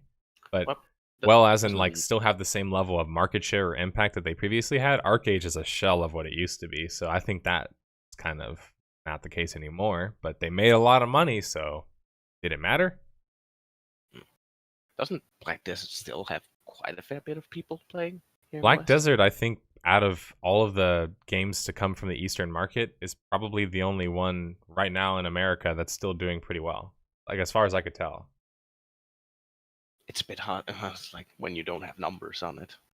Well, yeah, like, obviously just going off of Steam and stuff like that. What? I mean, you think in that aspect also, like, yeah, it's part of the business model that they brought over.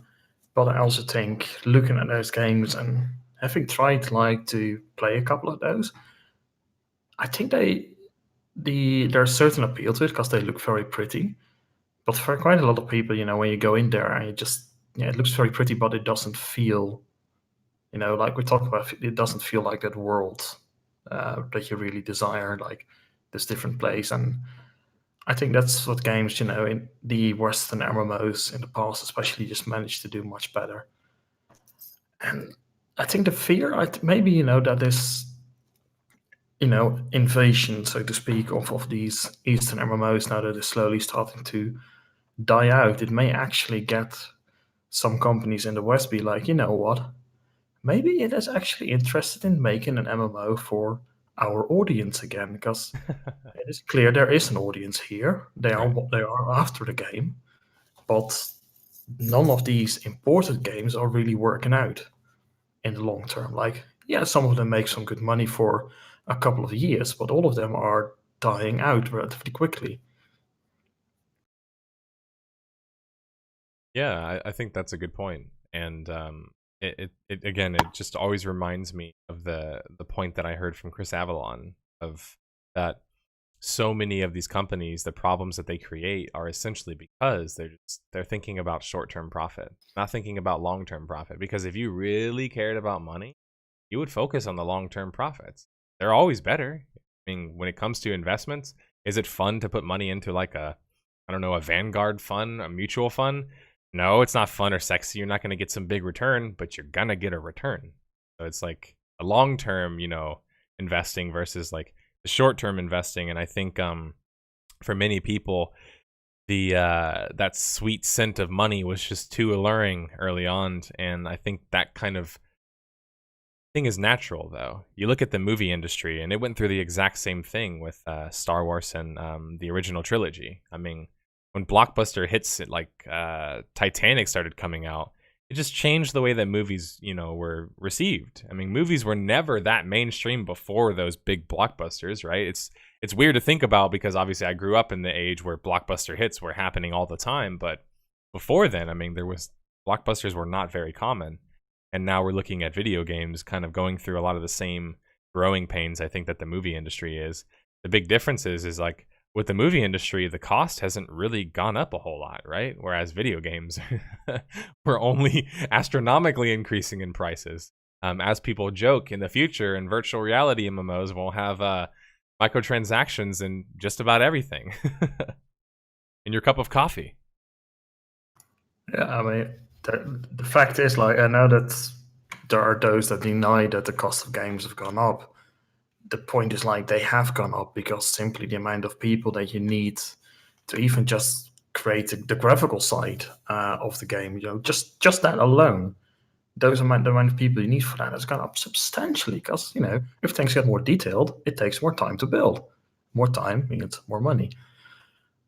But yeah, I think we are going a little off the rails. Yeah, no, it's just because I mean, I don't feel like there's usually a lot of nuanced discussion when people talk about business models. It just ends up kind of being like which one is better, this one versus this one, or it's just like the lesser of the evils. And I feel like it's also useful, for the audience to know that you do have to think about the business side. I know it's not fun, and I feel like I'm always the one that has to remind people in my videos. But yeah, sometimes the business just didn't make sense, and so that's why things don't work. And so ultimately, it doesn't matter if your game idea is super cool and great if your company's not making enough money. And to finish the discussion, which obviously I enjoyed. Thanks for stopping by, Limpos and Card, for helping me out today. And I also think that while we're probably not anywhere closer to knowing which model is better, I think that we have a lot more ideas to think about in that regard. For example, as Card mentioned, the idea of combining items that you can purchase on a cash shop with an actual in-game economy, which is something that you don't really see. And in fact, it's something that people like Raf Koster suggest is reasons why free-to-play games can't really succeed ultimately as a virtual world, is because the idea that you could just buy things kind of just changes the way that the game works from a fundamental perspective. But even the idea that you could buy it and then maybe later on reverse engineer it or craft it or whatever else, that's at least somewhere to start. And I'd rather that kind of dialogue, Card, than the dialogue of like, they need to make money, so just let them keep doing SWTOR, just keep letting them doing Star Trek Online. It's like, you guys can be okay with that. I'm not okay with that. And, I don't like to speak for everybody here, but I think the market is showing that it's not okay with it as well, right? So anyway, thank you guys for stopping by, and I'll see you guys later. Thanks for having us. All right, yeah. So I don't like to get too preachy, but it's just like if you are wondering, and this is my message to you, random YouTube commenter, if you are wondering why sometimes it seems like, you know, maybe people like me cry about business models a lot, it's because I, compared to most people, very much understand that there are cost implications that go with creating games of grand scale. So I understand that there has to be a business model in place in order to support future content and just support the game, period. But the thing that I get preachy about is that you can't, just because you're okay with a certain business model being a certain way, just say that, hey, it's okay for it to be that way because I'm okay with it. You have to be willing to sort of divorce yourself from your personal opinions of what you think is okay and think about it from a market perspective. And you might ask why. For the average consumer, you don't have to do this, but the guys that watch me, you guys aren't average consumers. I mean, let's just be honest. I'm not saying that to fluff you up, but you're not the average consumer. Many of you are at least willing to watch a video and be educated about something before you go into it, right? And so you're not the average consumer. So I'm not speaking to the average consumer here. I hate the rhetoric where people are basically like, oh, the average consumer, screw the average consumer, okay, right now. The developers and publishers, they market to the average consumer when they need to, right? When they need more money. They find ways to market to the average consumer. I don't market to the average consumer. So I don't care about what the average consumer thinks in this respect. But what you'll find is, and I was listening to a very interesting Allcraft podcast recently. It's the one that Hodded did with Asmongold, did with Sfand, did with Shroud, and also Swifty, and I believe that was it. But they mentioned some very interesting things, and in the very beginning of the podcast, they had a discussion sort of about the idea of like classic WoW and different MMOs and how people made the argument that maybe things would be figured out nowadays. When Preach as well, thank you for mentioning that, John. They brought up the opposite case and actually said that communities now are thriving. It's just that we haven't had an MMO in order to, you know, showcase this in. So if anything, people like Preach were arguing our communities are better now. We just haven't had a game to support that sort of thing. So now that we have a game to support that again, and you know, even if it's just fleeting in classic WoW, people were actually excited to think about what Twitch and stuff could mean for that. But it obviously it offers a whole lot of other, you know, negative conversations as well of, you know, streamer servers, and our server's going to be overrun with streamers, and, you know, our streamers going to get preferential treatment, and people have a lot of disdain for streamers because they're getting into beta. And hey, at least you guys won't hate me because I didn't get any special treatment. I didn't get any into beta. Blizzard won't even respond to my emails, okay? So I'm about as average as you can get in this respect. So don't worry. You don't have to hate me yet. I'm not technically a streamer yet, all right? But I will become a streamer when that game launches. But they just had a really interesting kind of nuanced discussion about kind of how the as the host put it, and sorry, the host's name is kind of escaping me right now, but he brought up a really astute point that kind of just like surprised me. I didn't think to hear such a thing in just a random WoW podcast, but he said something kind of very kind of impactful for the market as a whole. The point that he made was the reason why MMOs became the way that they became is essentially because publishers wanted to market to players who don't play MMOs. Like, let me say that again so you guys realize how important that is. Publishers, developers, the market, if you will, the market forces started to develop games for people who don't even play MMOs. And so if you're wondering why shit got so messed up, it's because they were creating a game for the wrong person. That's why my version of an MMO doesn't seem to exist right now, because I was an original MMO fan who loved virtual worlds and the concept of existing in some other dystopian universe where I'm like a dragon or something. But it totally explains, it does general vicinity. It really does. The entire time, they've been making games for the wrong people. We are the people they should be making games for. And you might ask, yeah, but it made sense business-wise. Yeah, ha ha ha. I had the last laugh because it made sense business-wise in the short term. And now look at all of these MMO developers and publishers, right? And sorry that the developers end up being kind of caught in between. They don't really have a choice. They're the ones that make the game. The other ones are the ones that monetize it. Primarily, that's how it works. But it's just like, after all of this time, how do you expect MMOs to innovate when they're not being made to innovate? They're being made to attract to an audience who doesn't even want to play an MMO. And this is why Classic is also hilarious to me, because you'll see people say like, who the hell wants to have to go back to Stormwind and repair their gear after doing a corpse run, and who wants to have to do all these other trite things? Well, hundreds of thousands of people apparently, because they were willing to watch a live streamer do it. They were willing to watch him do corpse runs. They were willing to watch him do some crazy dungeon where they failed like 6 times in a row or something like that. And then they dragged a giant dragon to like some other town just for the fuck of it. And that's why we used to play MMOs and do shit. A lot of the time, there wasn't some big, thing that popped above your head whenever you did some fun moment in a MMO. It happened in real life. It happened in your brain. You were like, wow, this was like a crazy thing. Someone just dragged a giant emerald dragon all the way to a city. For what reason? It was just fun. There wasn't really a reason that you had to explain, right? It was just you're focused on like the fun aspects of it. But think about it this way. And the reason why this is such a Eureka moment for me, guys, is that I was there back then playing the MMOs. I've lived on the forum since I was 6 years old, okay? And I've been playing MMOs since that time too. MMOs and the forums came exactly at the same time for me. So I went to all of these different MMOs, and I got to play so many of them, and I got to join the forums. I always joined the forums because that was one of the most interesting parts for me about these different places. Thanks for the subscription, 1so0, by the way. I appreciate it. Welcome to the Nor Club. There's your Fedora tip. But I got to experience a lot of these different MMOs, and the coolest parts about it were actually seeing the rhetoric that you saw people go through. Thanks for the subscription, Onbu. I appreciate it. Welcome back to the Nor Club, fellow moderation.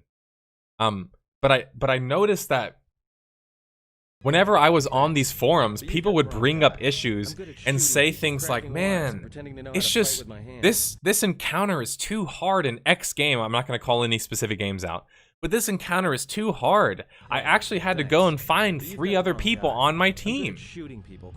And I never realized when I was a kid how poisonous that mentality was until now. Looking back, I wish I could have yelled at that guy, even if he was a kid himself, and been like, no, that's the path to the dark side. That's what I would have said to him. And then I would have explained why. You can't ask for that. Because you're asking to unravel it all.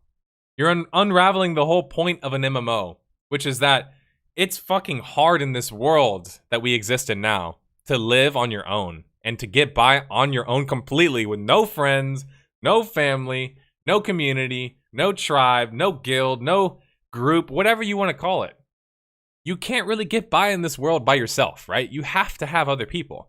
And MMOs teach you that lesson, such an important lesson that many of us nerds did not know when we were younger, okay? We didn't know this lesson. We didn't know how to be social. We learned on the internet, right? And Card and I talk about this a lot. I learned how to roleplay from watching other people do it, right? I learned how to build a computer because my roleplay friends were smart. They knew about computers. And so they said, hey, just go look it up. You can figure it out on your own. And I was like, oh, okay. I learned all of this shit on the internet. And looking back, you think about a lot of that rhetoric and how innocent it seemed to you at the time. Oh, why can't I have less people to do this quest? Or why can't it be easier? Why can't you just make it way easier to level? Why don't you give my melee class 1,000 dashes? Because it's not fair that my opponent can essentially outplay me and use his cooldowns effectively to kite me from far away. Range classes are OP. Melee classes are OP. I could keep going, guys. I remember all of this rhetoric on the forums. I used to read it all the time because I was just cataloging it, I guess. I didn't realize it then, but I was just like, thinking about it. I didn't really know what it meant, but you look back now, and to bring it back to my central point that developers essentially kind of were taken hostage by the publishers because they don't really have a whole lot of say in how things ultimately are ran. At least that's how it was in the market. But if you're wondering why WoW Classic seems or feels different, it's because it is. That game was designed and marketed towards MMO fans, progression and long-term progression, community content, having to have crafters and different professions that you need. Having to actually, for example, in World PvP to secure a certain area in order to get to the portal, right? In order to do a dungeon or an in-game raid, right? These mechanics, Alteric Valley, right? These were designed with the idea of a community, of a big world, of a big ongoing living world of Warcraft, right? But it's no longer really that. And that's why for many people, including people on the podcast like Preach Gaming, saying that the current version of BFA is much further away from that vision of being that world than the older version of the game is. And that should tell you something. That should tell you that there's a reason for that. And I'm going to put a video out about this. And in fact, I might have to add some more points because we just made an astounding discovery. But no, I think that it's seriously. If anybody comes up to you guys in any future engagements on Reddit, on the forums, wherever you are, and you're talking about MMOs, if somebody ever tells you, hey, you should make it to where I could play this completely solo, or if somebody says, hey, you should kind of like make it really easy to progress and add easy modes into the game, you should astoundingly, like, with the utmost quickness say, no, you shouldn't. Because that is how you undo the very fabric of being an MMO. Right? The idea, people talk to me about this on the Darkfall videos that I've made. They'll say, like, you don't understand that PvP is a zero-sum game. It's like, guys, the real world works like this too. There's PvP every day when you're trying to get your parking spot, when you're trying to get a smoothie, when they ran out of ice cream at McDonald's. Don't go to McDonald's, it's terrible for you. But when they run out of, you know, that was a joke because of the ice cream machine. It always runs out. Please don't go to McDonald's. Please don't go to McDonald's. Sorry, I'm getting derailed by McDonald's. PvP over a parking spot. Seriously. But PvP over chicken nuggets, man. I've seen it all. I've seen PvP over chicken nuggets. I've seen people fight over a damn cheeseburger, okay? The point being is that people will fight in player versus player over just about anything. And so the idea is that you can't add easy modes into the game because all you're doing is belittling the general experience of it.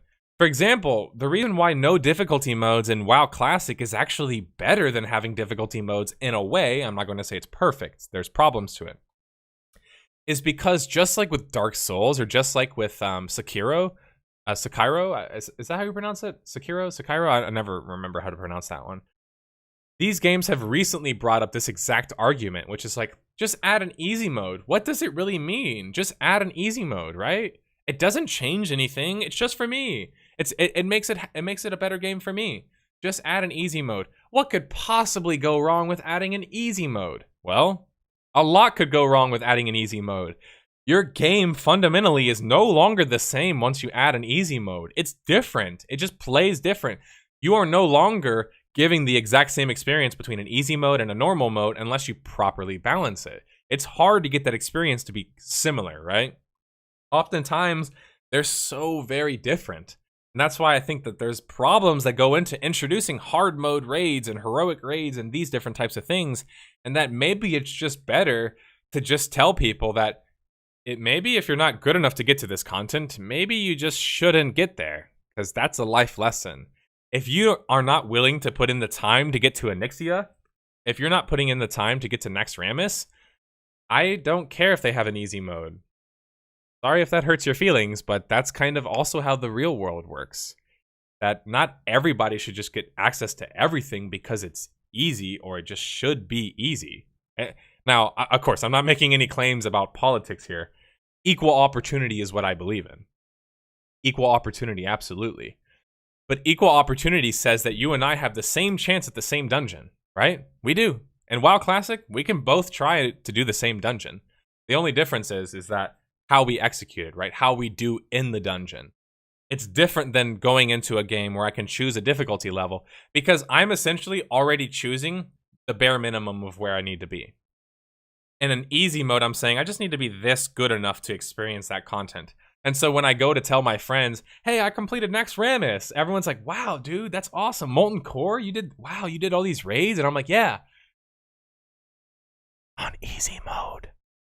Sorry, what was that? Did you just whisper something? No, I did Next Ramus. Easy. Oh, so you want to come do a normal mode, Next Ramus with me? No. Just easy mode Next Ramus. To me, it kind of belittles the experience a bit. I feel like being an old school MMO player, and maybe this is my old schoolness showing here, what meant something is to say, I killed a crate dragon. When I played Galaxies, and if anybody played Galaxies here, I killed a crate dragon. If any of y'all played the game in chat, let me know how impressed you are. Because I know you're impressed that I killed a crate dragon, right? I don't even need to tell you easy mode, hard mode, super duper, whatever mode. All I need to say is crate dragon. Why does there need to be an easy crate dragon? Why does there need to be an easy one? Why do I need an easy mode crate dragon? Why can't there just be one crate dragon and he's very, very difficult? The thing is that by creating more scarcity in resources and scarcity in experiences, the funny thing is that you make it more riveting whenever it is experienced. So I might have to pull up a study here, but there's a study that essentially proves that when it comes to people's mentality over rewards, the thing that people feel the most passion and like enjoyment out of is an experience versus a good. Most people know this, but like if I give you a nice like bracelet, it means something to you. You'll like it, you'll enjoy it, but it's not necessarily going to mean the same as if I went to, I don't know, PAX Prime with you or something like, you know what I'm saying? Like if we went and had this big gaming experience together, you're going to remember that versus remembering getting like a bracelet, right?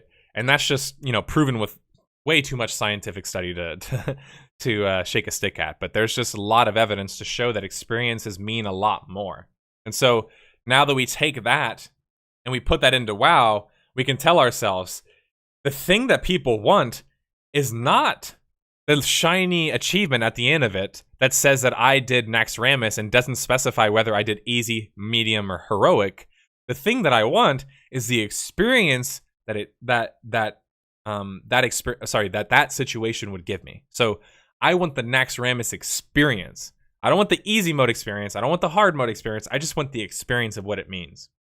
And I think that it might seem like I'm splitting hairs here and being a little bit pedantic, and this is not my biggest point ever, and it's seriously not going to make or break a game. But I just love the idea of there being a single difficulty, because it's basically like, here's our system, here's our game, here's our dungeon, here's our content. Figure it out. Figure it out. That's what they say. That's what the developers are basically saying. Hey, figure it out. There you go, guys. Figure it out. But after a while, all of that rhetoric that I used to read on the forum, it won. It eventually won. People kept asking for easier modes, easier modes, easier modes. And now you guys are telling me in chat, I'm sure, you're so elitist. Why do these easier modes really matter? Because it didn't stop with easier raids and easier dungeons, guys. That's not where it stopped. Then it became easier leveling, easier max level, free max levels. It might seem as if I'm saying a slippery slope fallacy here, but this has actually happened. So it's not a slippery slope fallacy if it's actually real. That's what happened. It started as like, oh, just make this a little bit easier. Just make this a little bit easier. Raids, you don't need 40 people, 20 people, 10 people, 5-man dungeon. Fine, it's all good. It's okay. Just make it a little bit easier. It's not going to affect anything. All we're doing is just making it more accessible, right?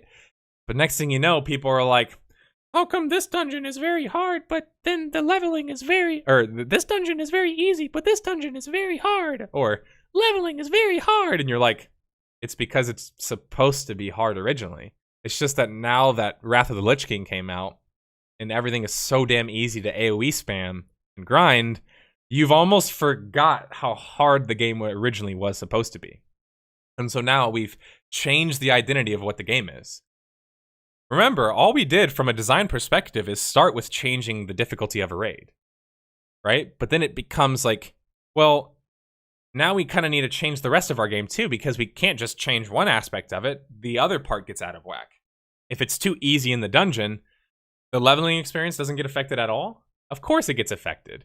And if it doesn't get affected, it's going to feel jarring to go from an easy leveling experience to, holy shit, this raid is impossible, right? So you have to have balance between the raid and the general audience, even if maybe not everybody in the general audience plays a raid.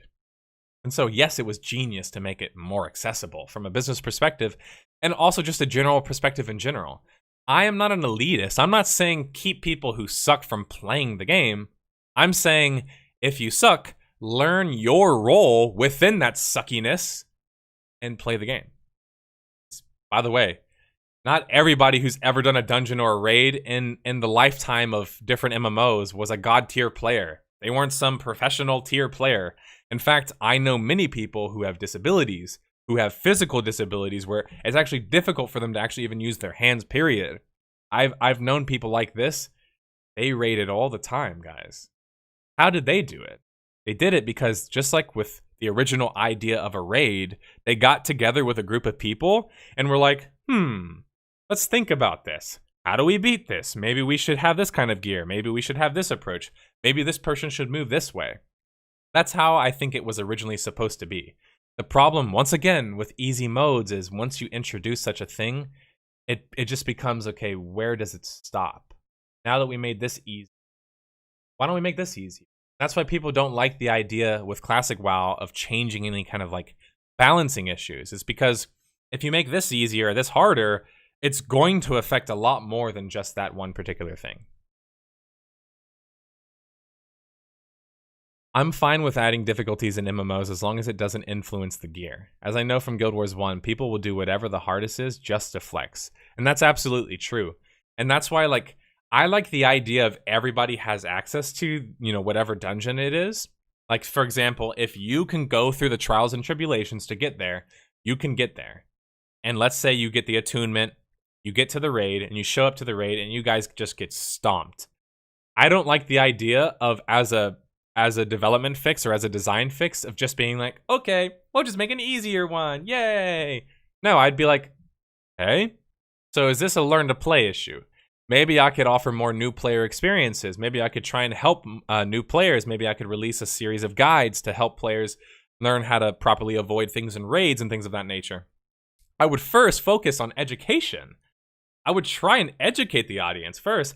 I wouldn't just make it easier. Like, my first solution wouldn't just be to make it easier. I just think that that's missing the point, because that's the easy thing to do. To just make an easier version of it is an easier thing to do. And sort of like, yes, I'm not trying to say, I don't want people to think that I'm trying to be elitist, because that is not at all what I'm trying to communicate. It's more a matter of, when it comes to design decisions, you have to realize that sometimes even small design decisions can have bigger ramifications. So it's not always best to just think, just make it more accessible, just make it easier. Because sometimes that can introduce a lot more problems, as we're, essentially realizing, right? It's more costly, but better stepping stone raids are my preference. So that raids are easier but don't have different difficulties. I absolutely agree with that. I think you can do fun raids that are very, like, fun and enjoyable without having to make them very difficult. And there are too many examples to list, so people in chat, feel free to bring up your best examples of this. There are many raids in my lifetime as an MMO player that I have experienced that weren't very difficult per se. Once you learn the mechanic, you're like, okay, this was kind of easy. If I just do this and stay over here and don't get hit by this dot, like, I'm good, right? Like, there are a lot of raids that are like that. They're still enjoyable. They're still fun. I still enjoy doing them. I still am glad to have done this experience with my guild and my friends. You can have those, and you can call them sorry, I read Destiny in chat. You can call those stepping stone raids. I'm totally fine with that. Maybe even attunement raids. You just have to do them just to get attuned for the harder raids, right? And then past that point, I'm okay with a designer or a developer saying, hey, anything past this block, you can't get there. There's no easy mode. There's no easy road there. Sorry. Full stop. That's where it goes. That's what I believe in personally. I believe that as a designer, you have to make a stand past a certain point and be like, this is how hard my game is going to be. And either you accept that or don't accept that. That, or not doing that, is kind of how we got into this mess in the first place. Not enough people having the ability to have the say or to have the decision making to be like, hey, calm down on making everything easier. Because if we just make it all easier, we might actually drastically change the way our game plays. And a perfect example of this is in SWTOR. The game is so unbelievably easy in the story mode that all the way up until the end expansion, KOTFE,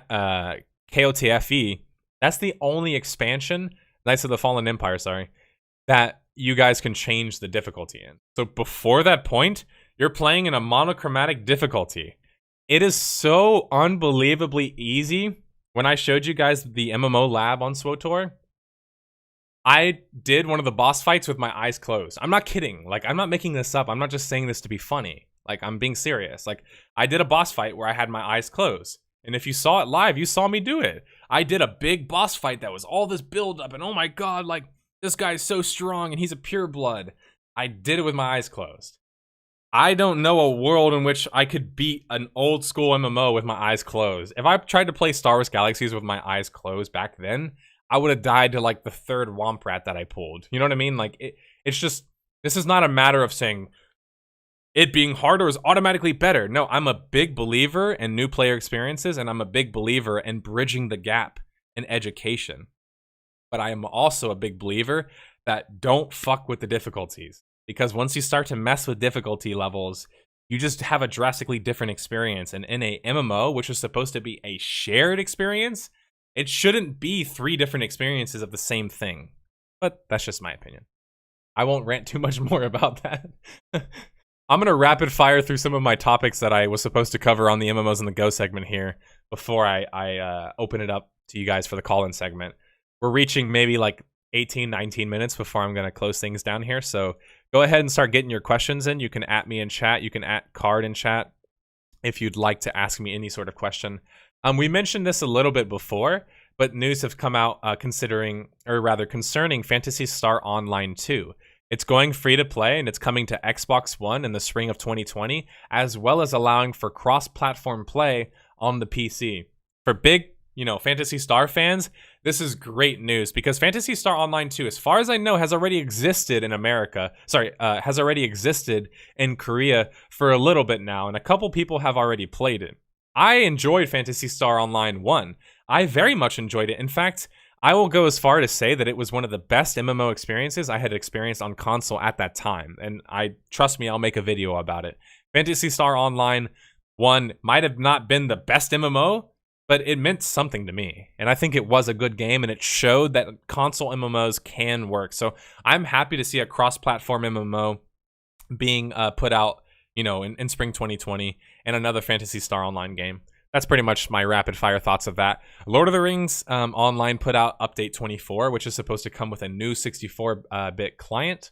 It's also coming with Veils of Anduin and also a Virtue revamp. I don't know exactly what that means, but I figured I'd mention this a bit because Lord of the Rings Online has kept chugging on, essentially. Standing Stone Games, who's operating with the Lord of the Rings Online IP now, has been full steam ahead ever since they've done their kind of like pseudo classic server launch. It seems like they've been putting out more and more consistent content. So whatever my opinions are of Lord of the Rings Online, I think it's impressive to see them still putting out more and more content. At the same time, though, is it really impressive when it's clearly based around your central way of making money, which is just selling the next expansion, selling the next costumes, and selling the next XP boost? Sorry, a little sour taste in my mouth because Lord of the Rings Online has a system much like SWTOR's. It's not very fun to play as a free player. Not very fun to play.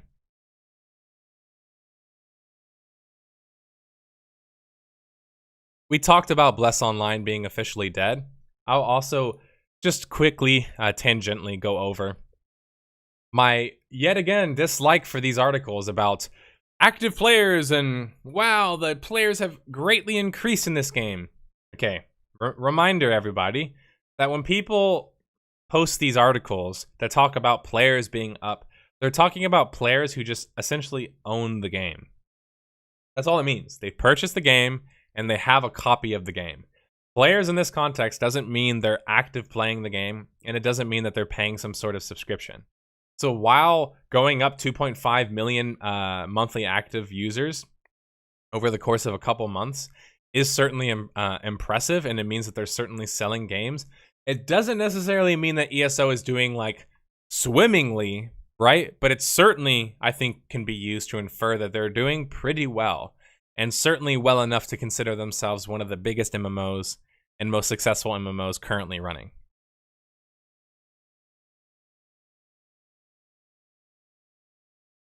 Anything else that I have to go over here? No, I ran out of water. I'm running out of saliva in my voice, and we're running out of time on the podcast. So 16 more minutes. If you guys would like to ask me any sort of questions, feel free.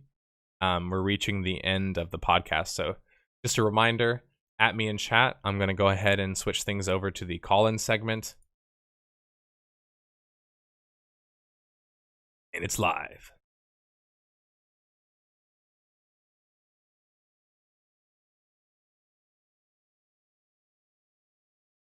Oh, thank you for all the gifts, Card.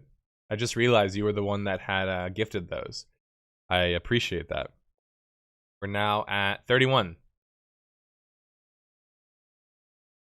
Card doing his part to make sure that to force me to play some Mafia on Friday.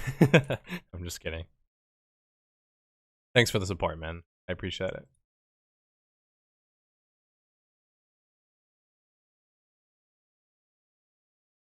Personally, I would like a difficult yet engaging leveling experience. I don't care about endgame. For me, it's all about the journey, not the end. And that's the thing is like, I know I kind of, in some ways, you could just take it as me saying, like, I don't want easy mode raids because it should always be difficult.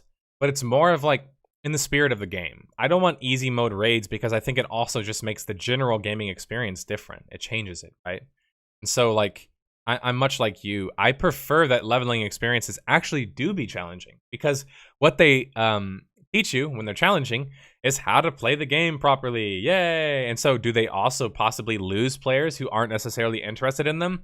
Yes, but let me tell you guys a very, very, very revolutionary concept. What if I told you that not everything is marketed towards everybody? What if I told you that? Right? That would be new or unique. Your take on what's after next for Classic WoW? Well, Anbu, you missed it, but last week we did an MMO powwow on that. So instead of giving you a long-winded answer, I'll instead say that my personal opinion is the old school RuneScape approach, where you take the classic game and then community vote in new mechanics into it. And the mechanics that I think that you focus on first and foremost, of course, are going to be surrounding like fixes and things that need to be kind of like patched up that are already existing in the game. After that point, then you can start like quality of life, basically. After that point, we can start to talk about content. And content for me would be the things to focus on are, say, for example, we know it's possible to do garrisons. We know it's possible to do winter grass. We know it's possible to do open world PvP objectives and things of that nature. We know it's possible to have some sort of like garrison housing of some sort. So maybe we could do some sort of guild housing in WoW, or maybe we could come up with ways that guilds could claim keeps or castles, or introduce more areas in which could be fought over for objectives and like this is not revolutionary, right? Like, I'm not reinventing the wheel here. We're just doing what people have basically already done before, and that's kind of what I would suggest. At least I think that's the best thing going forward. I'm also not against the idea of doing a new WoW. I'm not against that idea either. But the idea that we'll just keep it classic just for the sake of keeping it classic and just leave it that way, I'm sorry, but that's just a fantasy land. Because like, if they do leave it that way, that's possibly one of the worst outcomes for the market as a whole. Because essentially, WoW is going to cease to exist after a certain point, right? Because it's not going to live forever in its classic rendition. It won't. It simply won't. And so it's going to need some level of growth to go forward into the future. I think all MMOs do need that, which is why I think it's interesting that these Star Wars Galaxies emulators are actually exploring the ideas of being an emulator and being pre-CU, but also having some of the newer mechanics from newer NGE and also the combat upgrade. I like that idea because they're learning like from the future while also remembering that like, hey, we like the past version better.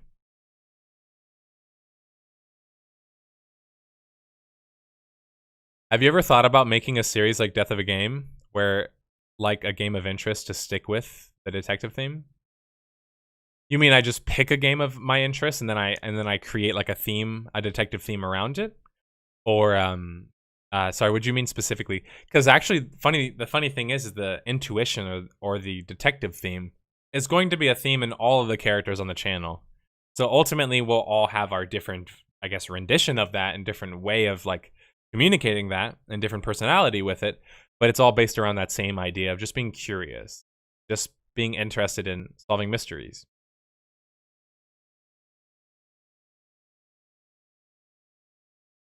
How important do you think that skill is, or how important do you think skill should matter in a MMO versus simply sinking more time?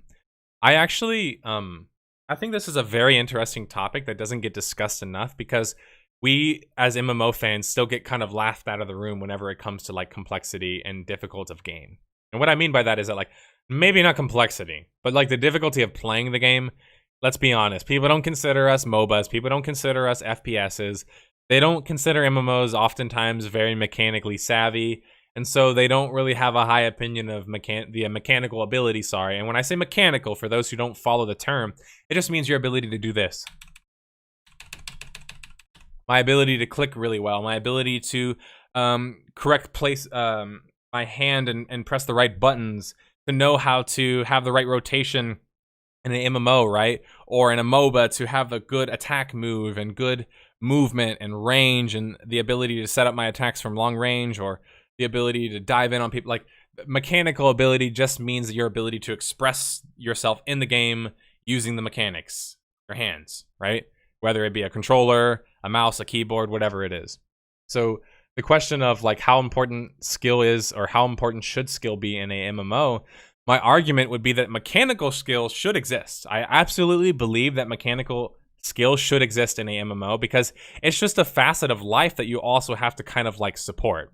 You know, just like in the real world, like people who are mechanically savvy have an advantage in mechanical things, right? Whether it be like they're really good at baseball or they're really good at, I don't know, working with machinery. Like the point is like if they have a good mechanics, their ability to use their body, it's a big advantage. And MMOs, oftentimes it's not as big as an advantage because there's not as big as a mechanical need, right? I think that there should be some, though despite the memes that Limpos always says in chat, I don't just believe they should be like very mechanically hard just because I like that. Like I'm not expecting them to be like, you know, Quake levels of mechanics.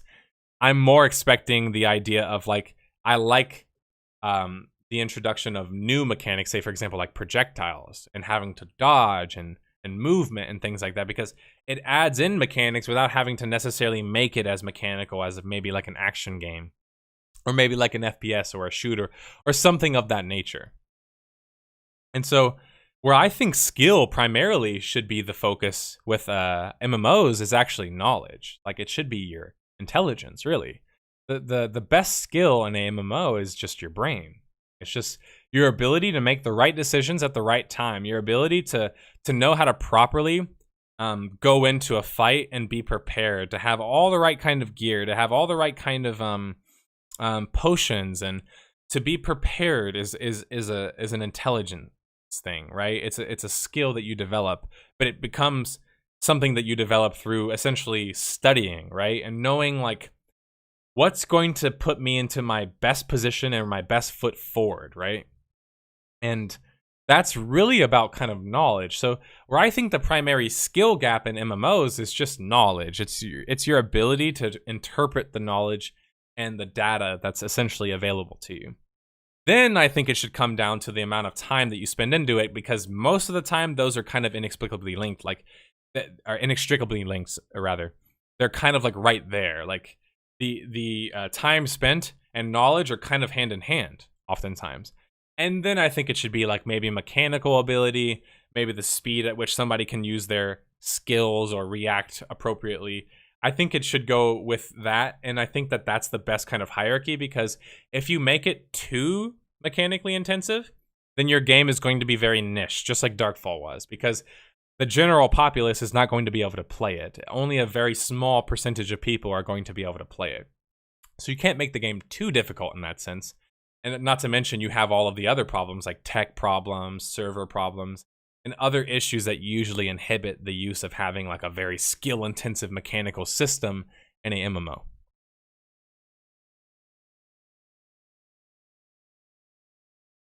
Have you ever thought about doing this is why I don't play ESO video?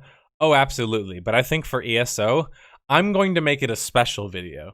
What I noticed is in my Black Desert Online video, some of the things that I said were easily kind of hand-waved by people because they just said it, oh, you just don't understand the way the mechanics work. That's why you think it's just dashing around. And it's like, no, it actually is dashing around. I'm seeing that for myself, but they're trying to make essentially a semantical argument that I don't actually know the intricacy of it. So then therefore, I don't really know if it's just dashing around. So in Elder Scrolls Online, when I make that video, that's not going to be a crutch people are going to be able to use. And in fact, in that video, I'm going to load into the game myself and show you guys exactly what my problems are firsthand. So there will be no this time like, oh, but what do you mean by, oh, but you mean this? Or, oh, what about this? I'll show you guys exactly what I mean. Theory, and I'll show you, you know, as succinctly as I can with my own two hands. I think that doing that will stop a lot of the same criticism that I got in the Black Desert Online video. Because people will be able to better understand what I mean when I say the way it feels. Because it's hard to describe the way combat works when you're only describing the way it feels. It's much better to actually show somebody what the combat means, obviously, itself. But considering I don't play Black Desert Online, hence me making the video as to why I don't play Black Desert Online. In fact, I wouldn't even go back to playing the game. Just morally, I wouldn't even play the game morally. But also just from a personal perspective, I think the game is not good. So that's why I wouldn't play it. But Elder Scrolls, I've played it numerous times. And I'd at least be willing to record the footage myself in that game. Because I think it's very much needed. At least according to the previous criticism that I've gotten.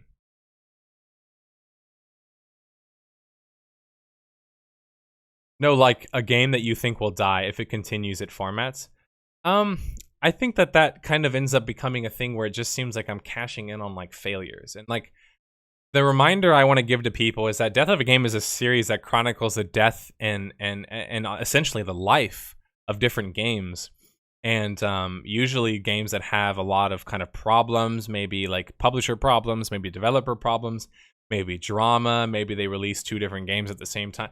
Whatever their specific problems is, but it's a series that's supposed to chronicle why games fail and why companies fail. So we can look at it as a kind of like a piece of history. We can look at it as a piece of nostalgia if maybe we, you know, love hearing that story again or are reminded of that story or never got the chance to hear about that story. But ultimately speaking, the first and foremost reason for the series is education. I mean, that's why I created it. It was to tell people the stories about these games that maybe they didn't know about. And that's kind of why like you don't see me just pop out a bunch of why I don't play videos every single week, is because I don't want to become the guy who just ends up doing negative content, because I think people will forget that I love MMOs. Like, I love these games. These are my favorite games.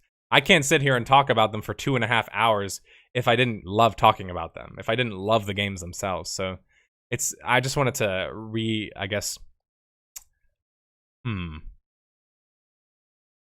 No, I guess that's the wrong word. It'd be more of like, I just wanted to get my point across, again, if I haven't already gotten it across, that I don't like to just cover like the negative stuff. So I'd rather just wait for a game to, you know, fall into the criteria of being featured on the Death of a Game series than just like, you know, follow it around like I'm the Grim Reaper or some shit.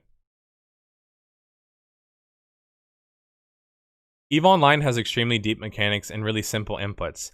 So much of combat outcome is determined by theory crafting and fitting your ship and the number of compositions of your friendships.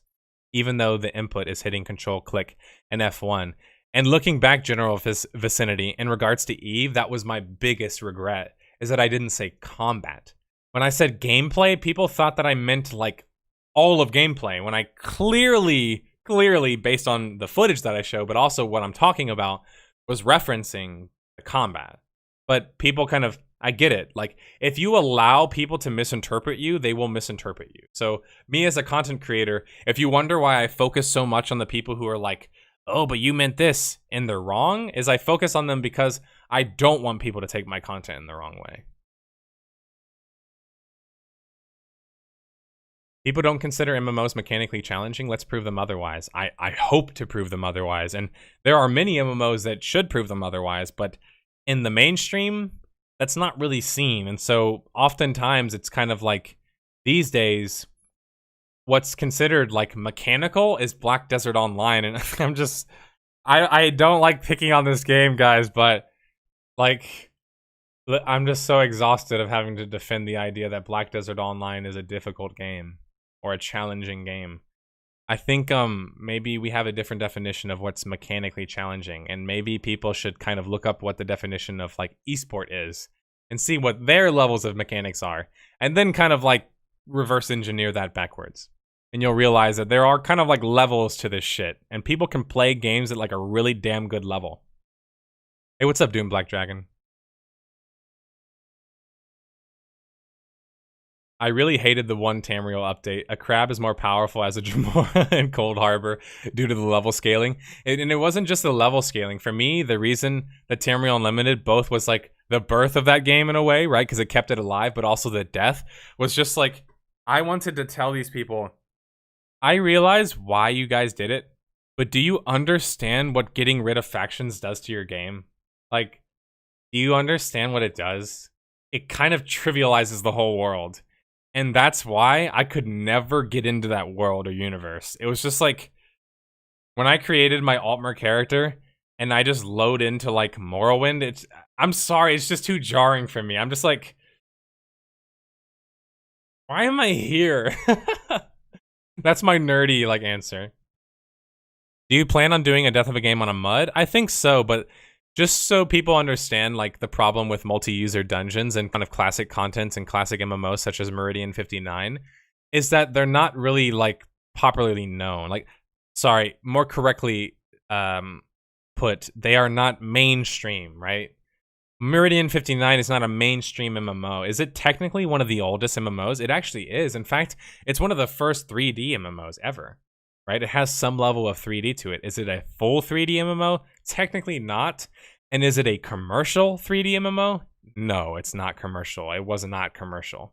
And so when people talk about commercial MMOs, that's why they remember Ultima Online. That's why they remember EverQuest. That's why they remember Asheron's Call. And they don't really remember Meridian. And it's unfortunate because, trust me, I plan to tell that part of history because it needs to be told. But I'm also trying to make a living. And because I don't have a lot of money and I don't make a lot of money, I can only kind of focus on the stories that I believe are going to get the most traction at the moment. And that's why I don't do a video on Meridian 59 and other games similar to it. Because trust me, I would love to examine those games to see why they worked and maybe why they still work.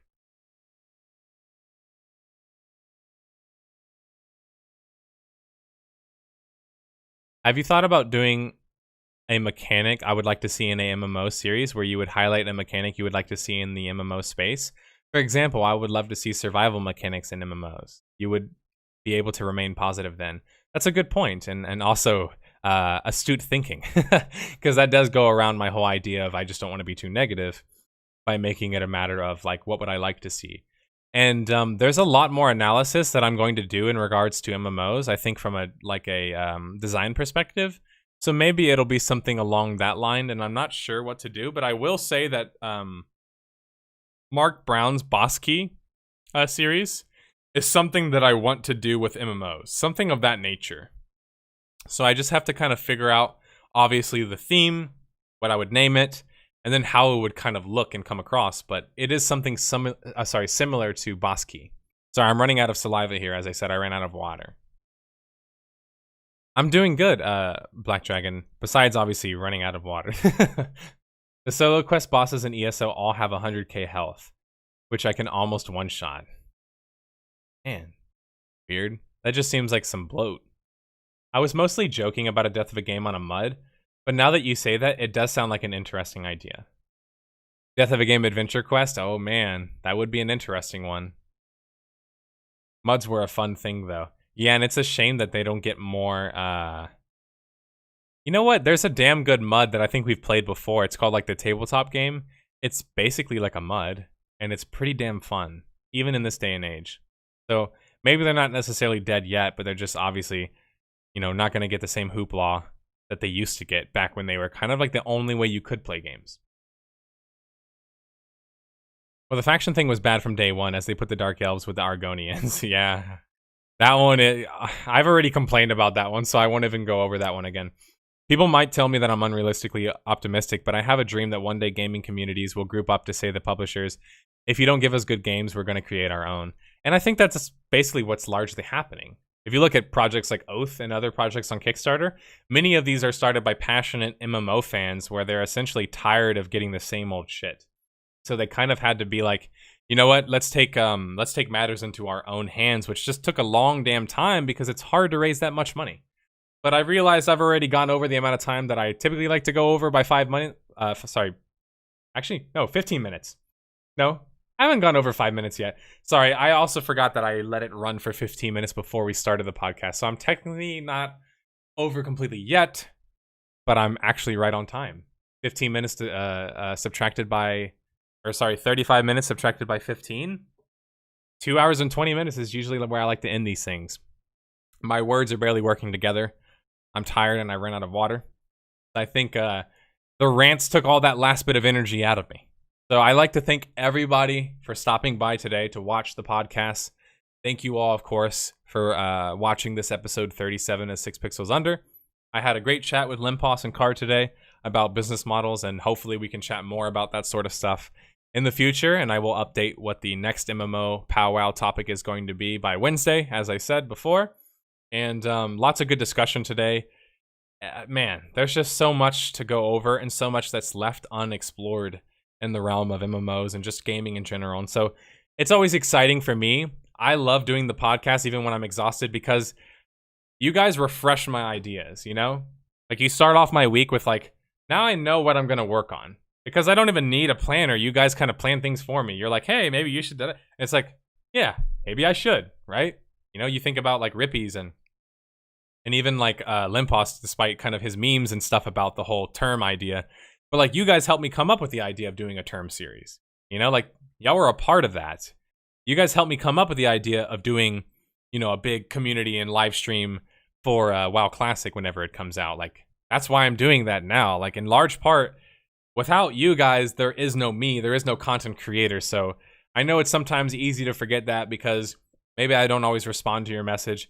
And I just about read all of them, so at least you know that I'm reading them. But also just realize that, you know, there's just so much to talk about, and so little time. So there's more time in the future. There's next week's podcast. We can talk about many more subjects of this nature, and maybe by then we should have that WoW video that I wanted to put out concerning the kind of maybe the important lesson to learn about WoW Classic and why it's so important for the market going forward. I don't have anything else to say other than, once again, thank you for stopping by. Thank you for your support, as always. It seems that you guys have very much enjoyed the Asheron's Call 1 and 2 Death of a Game, so I'm glad that you guys enjoyed that one. And yeah, just stay excited. There's a lot of new games that are being announced.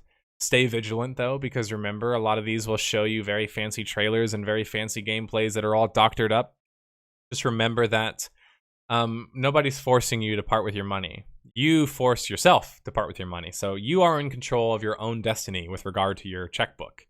So if you think that there's enough to go off from what you've seen with a particular game and you're willing to part with that money, then make that decision for yourself. All I'm saying is just with all this consumerism out there right now with E3 and all that fun stuff and a bunch of cool, you know, seemingly cool games coming out, just make sure you guys are always vigilant and also do your due diligence. Make sure that these games are hold these games accountable for being what they are advertised as being. So don't let them get away with selling you worse products and essentially selling you a false bill of goods. So yeah, just stay vigilant. Vigilant. Speaking of saying vigilant, I think that's a good point to go ahead and stop it. As I said, thank you for stopping by. One more thing, and I always want to leave you guys with this. Always stay curious. Never lose that part, because essentially, no matter what you do in your life, whether you play video games, whether you do sports, whether you're working in your job, your career, or you go to school, as long as you just stay curious, it kind of helps the other parts. It helps you be happier. It helps you be more interested. It helps you figure things out in your career. It helps you maybe realize why you like certain things that maybe you didn't know why you liked before. And most importantly, it gives you a reason why. Yeah. Fedora la tip. See you guys.